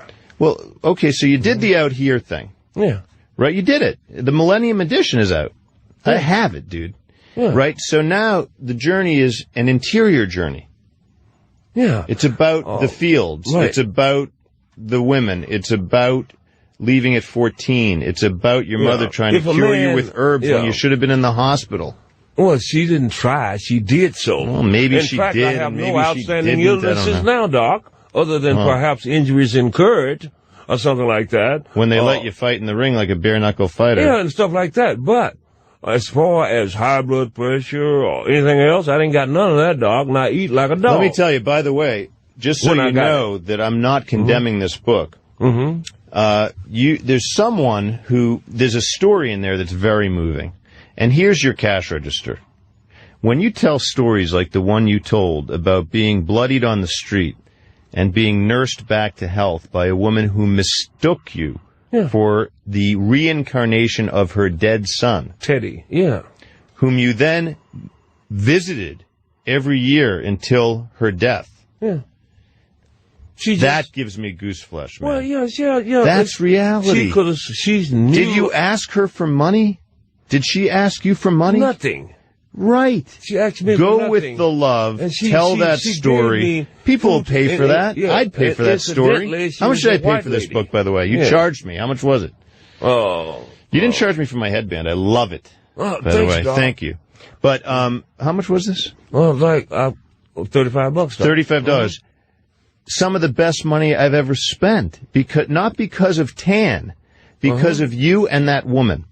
Oh, my goodness. I'm glad, Doc, because she nursed me back to health, and she loved me, and she fed me. So will you work here? She didn't really have anything, but she would go out. She loved probably riffle the garbage can. I mean, in the dumpsters and all that, and she would find some pretty good veggies, and she nursed me back to health. So I never forgot that. Can you accept that this pulpit will be, for the coming year, exactly financially, architecturally as it has been set up, and that you will not raise the notion of a raise? No, I will not raise the notion you of will wait a minute, Doc. They didn't ask you to make sure I get robbed. But what I'm saying is I'd like to make sure that they stay the same. What I'm saying is, but as Tim did, Tim, that you won't be the one to raise it, because it's trouble when you bring it up. I did ask Tim. I said, Tim, ever so often, do you think you can sneak me in for an extra hour? And what did he say? Oh, well, I'll do the best I can. Okay, but you won't bring it up again. Oh, what, about getting the extra hours? No, don't bring up anything like that. Will you just let it go for a year? Just let it go, for me. No, let me give you $400 a week, and then let me take over your practice. No, but it's not, see, there you go again. You're like, well, Keith, you're in a privileged position, and I don't like that. I'm going to try to what I'm saying is equilibrium. What I'm saying is that you have earned your position. I want you to I believe that I've earned mine. I want you to find the riches elsewhere in this opportunity and freeze discussion of any increase in salary. In fact, I'd like it better if he came to you and said, you know how you're going to turn this around? I will not forego asking for some extra time on the air. Will you ask only once a month and only in a measured tone? Well, Doc, for you, I'll do that. All right. In fact, that's good. But can I tell you? I'm so sweet, I can't stand myself. But can I give you a hint? More would flow to you if when Tim said, we have an extra hour for you this month, if you said, Tim, thank you, but I'm not going to charge you for that hour. Oh, well, I'm telling you, it's totally counterintuitive, but you'd be enriched. Doc, I realize I'm telling you that in your... Because I'm working on my book with Keith Ablow, and I know it's going to be such a success. In your angelic saintliness. Yes. It is such a thing that you would do. I did it today. Yeah, and... Well, that's wonderful. I don't think he can pay me enough for this hour. This is too important, I highly commend you. For me to send him a bill for $400. Nonetheless. Yes. The guy that came for his rent, Yes, I know, but I've also given you some insight. It's the same as my psychiatrist said to me. I had 120 rejection letters on novels. Before I sold 6 novels, I had 100 rejection letters. And I told my psychiatrist that bothered me. And my psychiatrist said, hey, maybe you don't know how to write a novel. I said, huh? I had to learn how to write a novel to sell the 6. You are not seeing the opportunities for financial reimbursement that come to you that are different than the paycheck from Sirius. Well, I understand that. I take all of that into consideration, Doc. You're not optimizing it. I do take all of that into consideration. Okay. Well, now you got to use every facet of that. Yeah, nonetheless. Tim is the least of that. If he gives you an extra $200, it doesn't matter, not where you should be going with your life experience. Well, my goodness, since you know the elementals of this business, the ins and outs and all of this, thank you. Then I would appreciate it if you would counsel me free on how to make some money. I just did. So that I can, I just did in part. Pay rent and whatever. Right? I'm not trying to be unreasonable. When are you starting the book? When are you sending me the first chapter? Well, now, Doc, I have to get set for that. What is that going to involve? Well, I've got to get ready for that. And then, I'll tip you off and say, Doc, I'm ready to go. When I say, Doc, I'm starting to write. Okay, you know what I mean? Like, Doc, great. And then when I say that, see, I'm locked in. Okay, great. You know and maybe your wife, who's here listening to us, will urge you on. They will hold it to me, or else I'll probably come up. Do you know why you married someone involved in mental health services? By the way, it's not because you're ill. Well, do you know why? Well, no. Nonetheless, instinctively, I may have, in case I got checked in there, I want to get an extra biscuit or something, she'd be on my side. You see what I mean? Or something like that. No, I think it's because you need someone to break through the coming of Tan to the coming of Riley Martin. This is the reason I think. The coming of Riley Martin. Yeah, this is the reason I think. And I don't mean those women when you were 14, okay? Right. But this is the reason I think I appreciate her so much. Is what? It's because she can see your soul. On occasion, we have slept in 4-star hotels and dined of lobster. We have also slept by a creek bed with a fish line out there in sleeping bags and ate pork and beans out of a can. And she did not complain. Right. That's why I love her so much. You understand? Sure. Well, because of course. She's a trooper. Do not for a moment think that she ain't tough. Oh, no. I think living with you would be a kind of journey in and of itself. But if I understand our deal correctly, what I can assure Tim Sabian of is you are not going to... I would not you'll sell never sell any more I ads. would never sell any more. Also... He won't hear from you more than once a month, and it'll be a very measured time. And Tim, can I possibly have an extra... Yeah. That's it. Now tell him that, and we have a deal. Me and you, Doc. Okay, and you're going to get to work, and you're going to give me a call someday soon. Right. Say, Keith, I'm ready to start writing. And don't expect me to call tomorrow. And it's going to be about you, though. I don't want it to be so much about our culture, about Tan. I will. No, about you. You will learn before any other human being the story of Riley Martin. Your life story. My life story. What you lived through. And I want you to critique every chapter. Yeah. You understand? Now, this is a union of the ages. And what have you. And if I write a chapter that is so incriminating, yes, I don't want to have to come up there and kill you. Well, I would take it as a great tribute if we got to that kind of truth that you needed to kill me. But you know what? You have this fantasy. I love you, man. You have the fantasy that the truth could end your life. We all know the answer. The truth sets you free. It starts your life. Yeah, of course. You're going to come to me after this. If you do this, if you commit to this, you're going to come to me and you say, Keith, I just got a check for this advance for this book. And do you know why it'll be? That the check is so exciting? Because it'll be the truth. And people say, oh, my God, that story about that woman who found you, nursed you back to health, it makes me, it elevates me. It's the truth. It moves me. And had she not done so, I would have surely died. You see what I mean? Yes. Well, that's why I told you. It was that page amidst these 412 pages that made me say $35 was nothing for this book. Nothing. Oh, my goodness. Think of all the people listening who just got that story. This is because why. I paid $35 This is why. cash. You report all that. This is I'm why sure, to the government. This is why because I'm not angry, because of all that I've lived through. I have been touched by the angels, the living angel. You don't think like this. Is it New York sales tax or Mass? If I'm a Mass resident and I bought this in New York and conveyed it back to me, by plane. You talking about the? Yeah.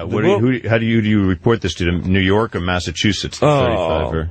Well, actually, I just want you to stay very focused on the law while we do this. Yeah, right. Work also. Right. I am classified as a vendor.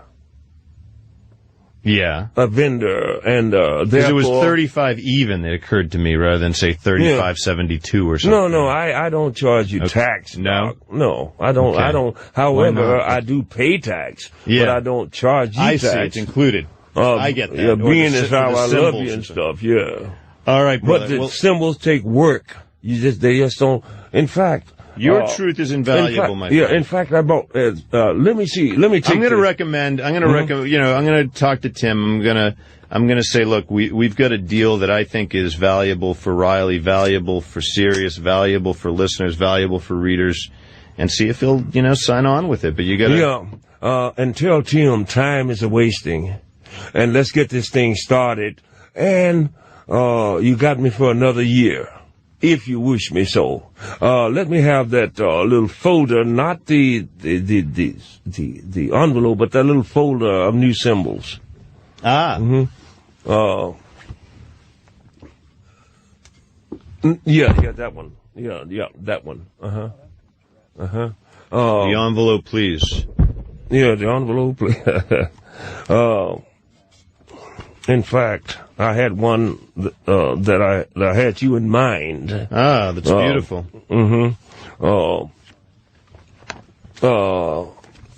Camera, can you get this?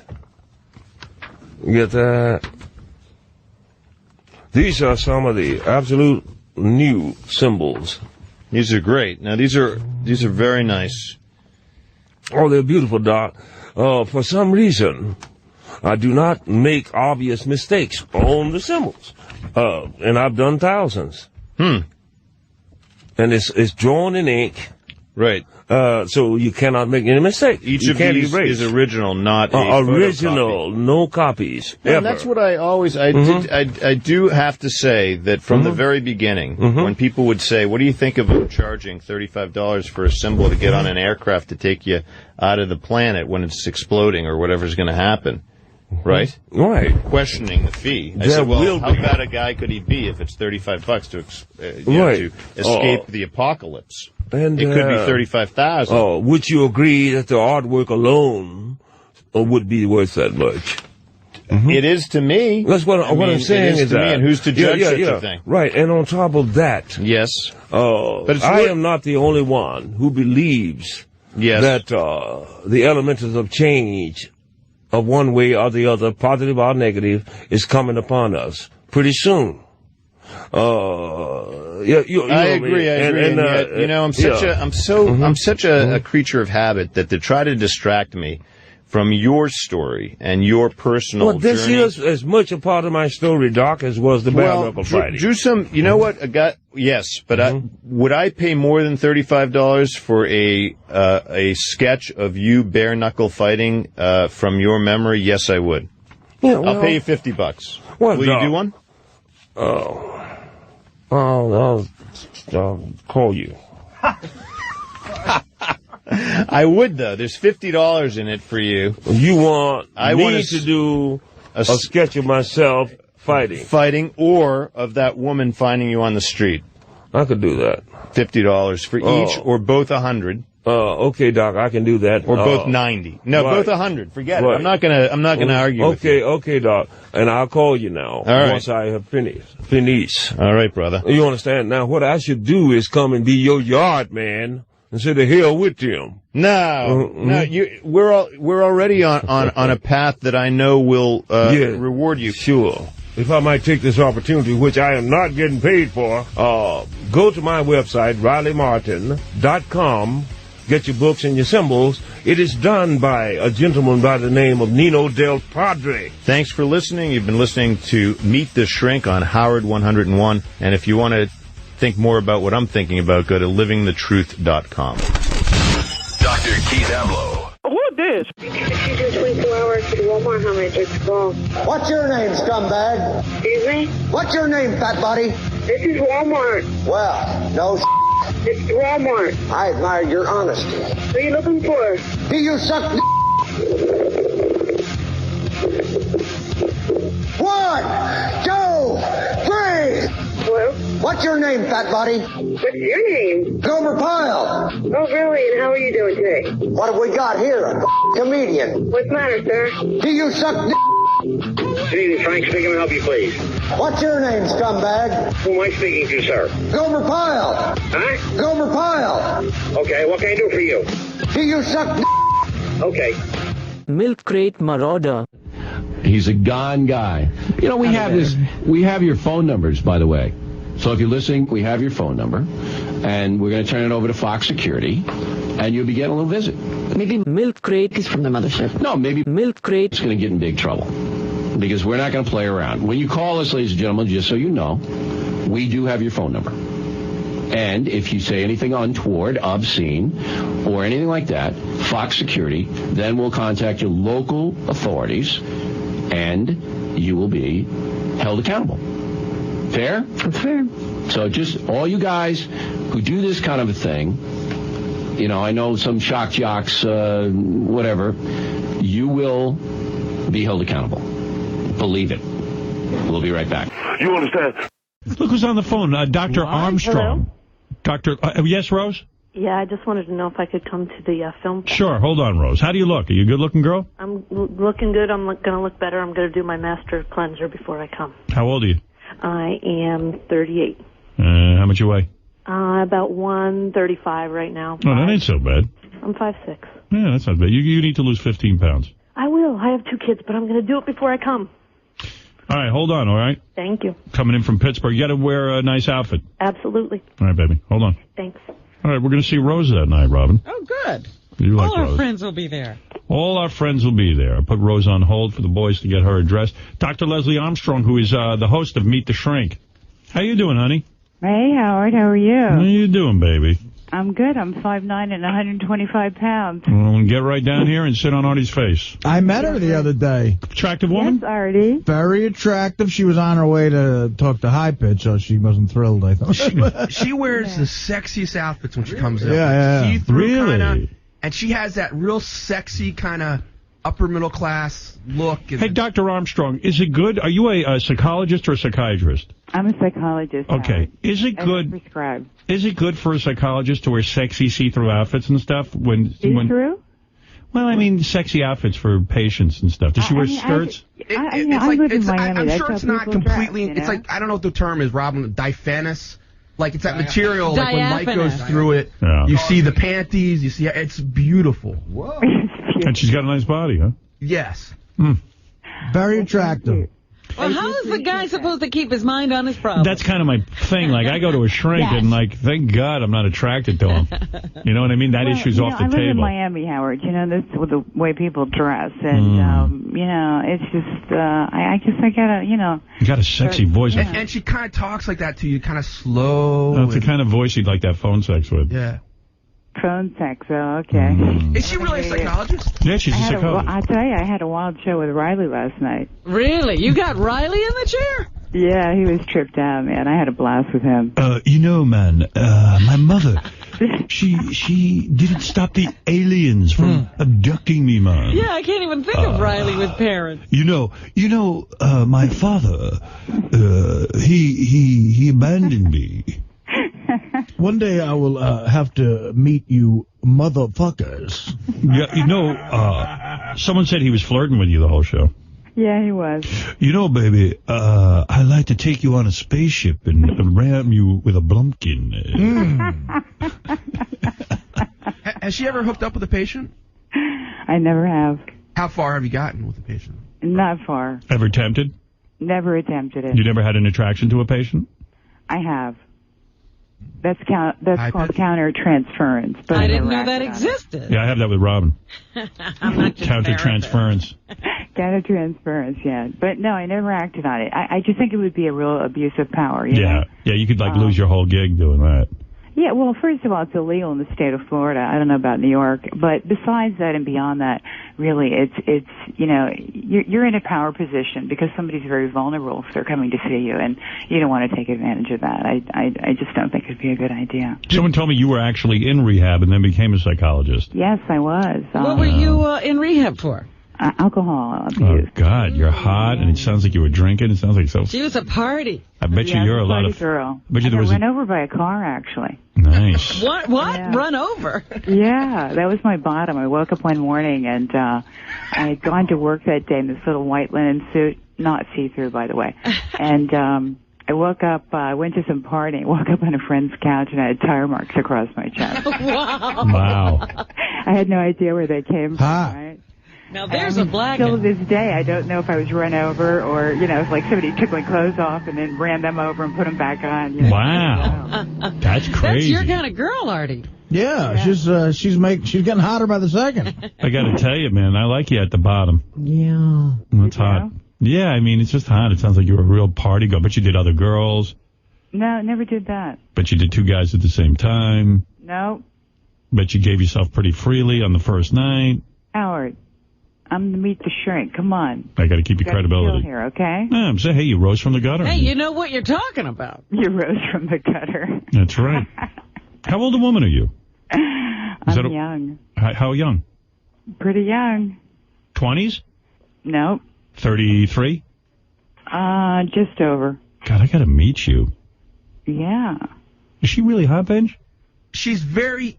I don't know if you'd find her hot or not. She's a very sexy, and she seems like kind of like a player. Yeah, I thought she was really cute and sexy, absolutely. And I noticed other girls kind of look at her and get pissed off, too. That's good. I have noticed that. Do patients Women don't come around me when I'm in serious. I'm like surrounded by all guys. Does a patient, when you're like, you have office hours and you're alone with him, does he ever like take out his penis and start to massage it? No, he doesn't. Does that happen to you? That has never happened to me, no. You mind if I work my cock? Do they ever just try to get you to talk about sex with them? Yes, they do. Benjy has a big crush on her, I heard through the grapevine. It sounds like it. I just think she's hot. I have a big crush on any girl that's hot. Yeah. Well, Benji, you're cute, too. And Yeah. so sweet. Oh, that's what kills me about her. Adorable. And, I don't know why you guys rag on Artie so much. I thought he was quite attractive, actually. She has good... Thank she you. thought Wow. Jeff the drunk Better looking had, than me? some positives. That's shrink BS. Robin just shot me it's down really immediately. not shrink BS. I saw him and I thought, he's cute. Oh, He really come is. on. What was it, the hanging arm or the sweaty head with the cowboy hat? I don't know. I just liked his face, and his energy was good, and I don't know, it was kind of fun. I was trying to drag him into the studio to get him on the couch, but She's talking about me now, not Jeff. Artie. Hey, Benjy. Instead of going on Meet the Shrink, you should go on Shrink the Belly. What do you think of that? Like, that would be pretty cool. Listen to her evil laugh after she's calling me. I didn't know you did High Pitch, Eric. Hey, High Pitch, go ahead. Hey, how are you? All right. Oh, my God. Hey, High Pitch, thanks for bailing out on your body wax. No, I emailed Will. You know how sometimes I bail out by not showing up, by not calling? Yeah. I emailed Will. I told him I wasn't ready to do it. So I want to email him instead of not showing up. I'm way healthier. Will's going to come in, Howard. First of all, he wouldn't return any of our phone calls. He would just email us and say, I can't do it, so we couldn't even reason with him, although you can't reason with a retard anyway. I took Dr. Armstrong. I took her advice. Eric is such a fat piece of shit. I swear to God. I talked to him. This is Will, everybody. Yeah, I said, Eric, if you're up for this, let's do it. If you're not, I want to know now, because we're not going to book her, this waxer to come the whole way up here for Washington if you're going to bail last minute. No, I'm good. I'm going to do it. Yesterday, I get to know. That's why Eric... Oh, you're a big pussy. Shut up, fat ass. Shut up, you skinny fuck. You what? Skinny fuck. Not you. Shut up, you healthy, skinnier guy. Dr. Armstrong. I've got to be the voice of reason here, please. Yeah. Can I? Go ahead. Give it a shot. I don't know, man. Good luck. This is a tough one, huh? High Pitch, what do you want to say to Dr. Armstrong? I want Honestly, Dr. Armstrong, I want to thank you very much because I've cut out all my junk food. I'm starting to eat You healthy. swear? After what? One session? Yeah, listen, we had two sessions, and we took a break for lunch. I went and had a salad. I came back, and you had 15 cupcakes in that studio. And we had just gotten over the fact that you were going to slim down. Eric, you're a chronic liar. You don't even listen to Dr. Armstrong. Yeah, I mean, like, you know, like within an hour. You're a complete waste. I'm not a waste. Dr. Armstrong's being nice. What she's saying is you're a load on society. But I like cupcakes. I got weed. You're a vermin. That's what she's saying to you in so many words. She's saying that you're worthless to society, and she wants. Howard. That is what she's a nice woman. She can say, but she spent a whole hour with you. 2 seconds later, you're chowing down on 15 cupcakes. You're like a monster. Dr. Armstrong wants you to know you're a monster. Like the monster you are. You're not even a human. You're a monster. That's what she thinks. Glory. She just can't say it. I know I'm monster, but look, I'm trying to tone down. I'm trying to slim down. How bad did he smell, Dr. Armstrong? What's that? How bad did Eric smell during your session? Actually, he didn't smell. Yeah, well, I heard he went to the George Flowers weight loss program. Yeah. And they had a fumigate after he was in the room. Was that yesterday as well?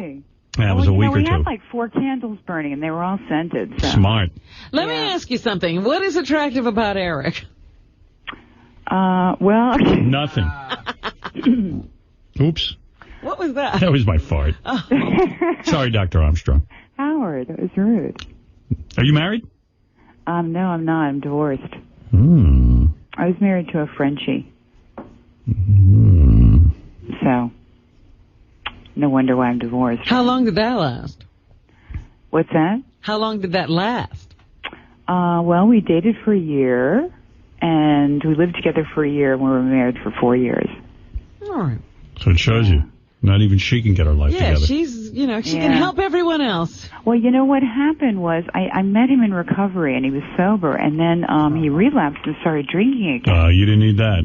I didn't need that, man. And I stuck by him through, a few treatment trips, and I stood by him, and then eventually I realized that I was waking up with hangovers from his drinking. What are you wearing right now? What are you wearing right now? Honestly. Really, honestly? Yeah. I'm wearing nothing. So you called me when you were nude, Well, I just got out of the shower. and you thought to call me. Well, I didn't think to call you. I was just figuring I was going to be on hold for a while. Don't you think that there's a psychological implication that you call me when you're nude? There might be. What do you think? I think there's something to it. All right. Where are you lying? Are you on your bed? No, I'm sitting in front of my computer. You're sitting on a chair naked Right. in front of your computer. I am. And when you look down, you don't see any belly fat. You got a flat, hard stomach, right? Yes. I work out every day for an hour. Are you touching yourself? No, I'm not. Are you feeling sexual? I always feel sexual. In other words, you're wet? Oh. Hey, Howard. I'm being honest. Let's not push this on I should get nude too, Robin. Come on. You two should be talking nude together. Hey, Howard, if you get nude right now, Go ahead. go ahead. Go ahead. Get nude. What happens if I do? Well, I'll tell you. I know what happens. Nude, Robin and I'll throws tell up. I'm not looking. You two go ahead. Do Come your on, thing. Robin, you'll tell me the truth, won't you? Yeah. I'll touch my wiener right now, I'll tell you that. You what? Get nude. No, I'm embarrassed. I don't have a flat, hard stomach like the doctor. You work out. High pitch Eric wants you nude too. Eric, when you look down, what do you see? I don't see anything at all. That's right. Nothing clears his stomach. He can't see anything but So you're that. sitting in a chair nude? Are your legs crossed? Yes. You tan? Yes. Are your breasts full? I have no, they're real. The real? They're real, yeah. They're a C cup? Just about, yeah. Not quite. Eric, what are you wearing? I'm wearing a pair of spandex. Spandex. Spandex? There's no spandex on the planet that'll fit him. Everything becomes spandex on you. Yeah. I'll go to the gym today. Can't believe Well, Eric, you're you got nude. to promise me you're going to follow the doc's advice, right? Oh, I promise you. I haven't heard from you. I love that she called me nude. I'm getting rid of Eric here. Get rid of him. Get rid of her. In the middle of my sexual activities. I mean, I was only being honest with you because I don't like to lie. But it's, I really don't think there was like some subliminal message for me calling you nude. How are your feet? Know? What? You got nice feet? I do have nice feet, yeah. Why, you like have a foot fetish or something? I'm into it. I like to see nice feet. Yeah. Yeah, pedicures the whole bit for sure. What does it say? Have you ever seen this broad? No. Benjy said she's hot. Benji's pulling your leg. I mean, she looks like Rosanna Arquette's brother from Surreal World. Oh, get out of here, Sal. I swear, but worse. She looks like she was hitting the face with a frying pan. Like I'm not. She's got these bloated. What do you say? What do you say? Get out of I'm here. gonna tell you, I That's terrible. She looks like Bowie with a wig. Get out of here. I'm in the middle of a sexual fantasy. Get out. Hang up on her. Fuck you. Sal, I've never even met you, honey. Jesus. What is What's he the matter talking with about? Benji's in love, Howard. I'll say that much. What are you talking? Hey. What? I've never met Sal. Dr. Armstrong. Yes, honey. Yes. That Sal's an ass. But wait a minute. Yeah, he is an ass. That's why he needs to go on the couch. I thought you demanded that. You said, I demand that hey, you go Sal, and meet the shrink. I want you on Meet the Shrink with her, Dr. Armstrong. Yeah, he won't go in. But Baba Booey was just saying something as well. What? He just said Benji must be in love? She's regular girl sexy. She's what? Like a regular chick sexy. Regular? Very good looking for a regular chick. Yeah, I mean, she's not a Playboy pinup. She's Dr. Armstrong. Benji, you're sticking it up. She's gross. Come Get on. out. Hey, Sal, you're going on the couch. Why would I make that up? Hey, shut up. Hey, Sal. I'm not going on the couch. Yeah, you are. No, Why are you Sal, so afraid? You're going on with Yeah, Dr. Sal, Armstrong. why are you so afraid? And I want a real session. Put her in a burqa. What? Put her in a burqa. Why? If you're not... I can't face her and let my mind roll. It's impossible. She's disgusting. Oh, my God. Why are you so hostile, man? Why is he so hostile? Dude, she's got a face. It looks like... Hey, that's not nice. Come on. Just tell like You're going on the couch. When are you doing your next session, doctor? She should meet the plastic surgeon. Because I want to get him on the couch, so he's got to make up these I'll meet the stories. shrink when she meets the plastic surgeon. I've never even met you, Sal. And you never will. You're disgusting. Oh, come on. She's a shrink. Douchebag. You're going on. Meet the shrink. Dude, and I want you to let your guard down, and I want you to be honest. Shake me up with a chick who looks like she doesn't have No, get out of I'll here. go on it. Come on. You're in. Dude, she makes my penis shrink. He doesn't like brainy chick. You know what? Yeah. He's getting a little out of control. Yeah, but- he's out of control. But she I don't like that. She's one of those people. She's one of those people that you can't miss. She's totally noticeable when you see her. She's striking. Yeah, well, okay. She should be struck by lightning. That's striking. That's cruel. I'd come in Gary's face before hers. What did she do to you? What did she do to you, man? She's just a nice woman who's doing a show.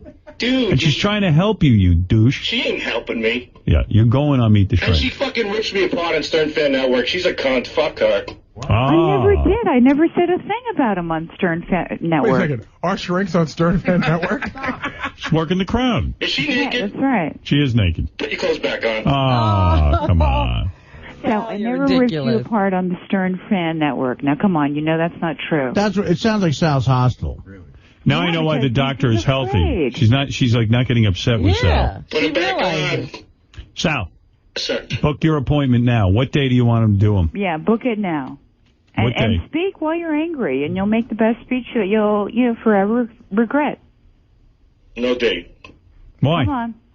Howard, I can't do this. Sal, I gave you my ring. I'm shocked that you would do anything for Howard. Howard wants you to do this. Howard, by the way, the shrink could do an hour on just Sal in the ring. We've been talking about it for a The day now. shrink should do an hour on her face. Like Sal took the ring off to wash his hands, but he puts it in a special place, and that ring never comes off except to wash He's his hands. really obsessing over the ring. He was telling Ronnie today in the hallway. He was joking around, but he really wasn't. He goes, "Listen, the wife gets the ring. You're nothing more than the gumata. You're the bitch whore on the side. I'm the wife." Wow. Wow. Ronnie's the driver. He's the bitch. All right, Sal, you're on, okay? That's it. Let me go with the other shrink. No, this shrink, Dr. Armstrong, Leslie. All right, get out of here and you're doing it. Leslie, he's booked. Do we have a deal? Yeah, thank you. Promise? Can me and Sal go together? Yeah. Oh, you two are a group? Who was I'll sit that? on Artie's lap. Yeah, what you do? Does a psychiatrist ever do group sessions? Yeah. Yeah. All right. Why don't I just do the whole group? Can it be in a dark room? Howard, do you think we should do a group session? Yes, I do. That's funny. I mean, not funny, you know. That would be so. Not that we do anything for a bit here. No, we do a Artie, will you do it with me? Yeah, but everyone's going to be all goofy and try to be funny. We should really do it. No. Come on, everybody commits to a group session. All right. Well, We'll do it live. Artie, will you do it with me? If you want to, I don't care. Yeah, then there'll be 2 pigs in the room. Oh, you bastard. He's going to have another talking to you. Sal, I want you to go solo on Dr. Armstrong's couch. Not a Okay, chance. that's first, and then group session, Yes. we'll do it live. Fine. All right, Dr. Armstrong, I got to go. Okay, sweetie. You know, wait a second. Jeff the drunk doesn't like you? What is this? Why? What is it, Jeff? Yeah, she's a bitch, man. Why? What? Because we were scheduled to do it. They called me on Wednesday. We're doing it Friday. I'll get hold of you when we get it finalized. No, So big he called deal. me Thursday. She probably had a scheduling conflict. So, you know, Yeah, I she didn't even know didn't get about hold of him till like 7 o'clock that night. this guy, Jeff, you know, he's so desperate to come down here and have something to do for the day. My schedule's a real I bear. didn't even know they had you scheduled, sweetheart. She's not, and by the way, it's because she got Riley instead. She didn't need you. Fine. You know, things change rapidly around there. You know, I didn't even know they had you scheduled. You already had a session. We'll book you, baby. All right, No, we'll get you in there. I don't want to get booked. Okay. All right, then you're off. I'm off the couch. Goodbye. You're only hurting yourself, Jeff. I'm cured. All right, thanks, Dr. Armstrong. Okay. You've got Sal.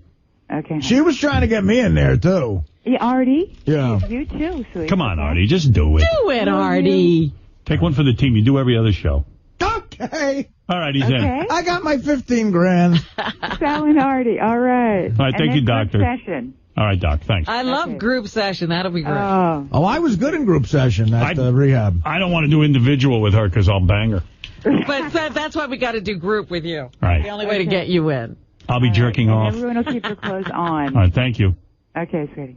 Truck drivers, housewives, children, the people all across the country. Milk Crate Marauder is the shit.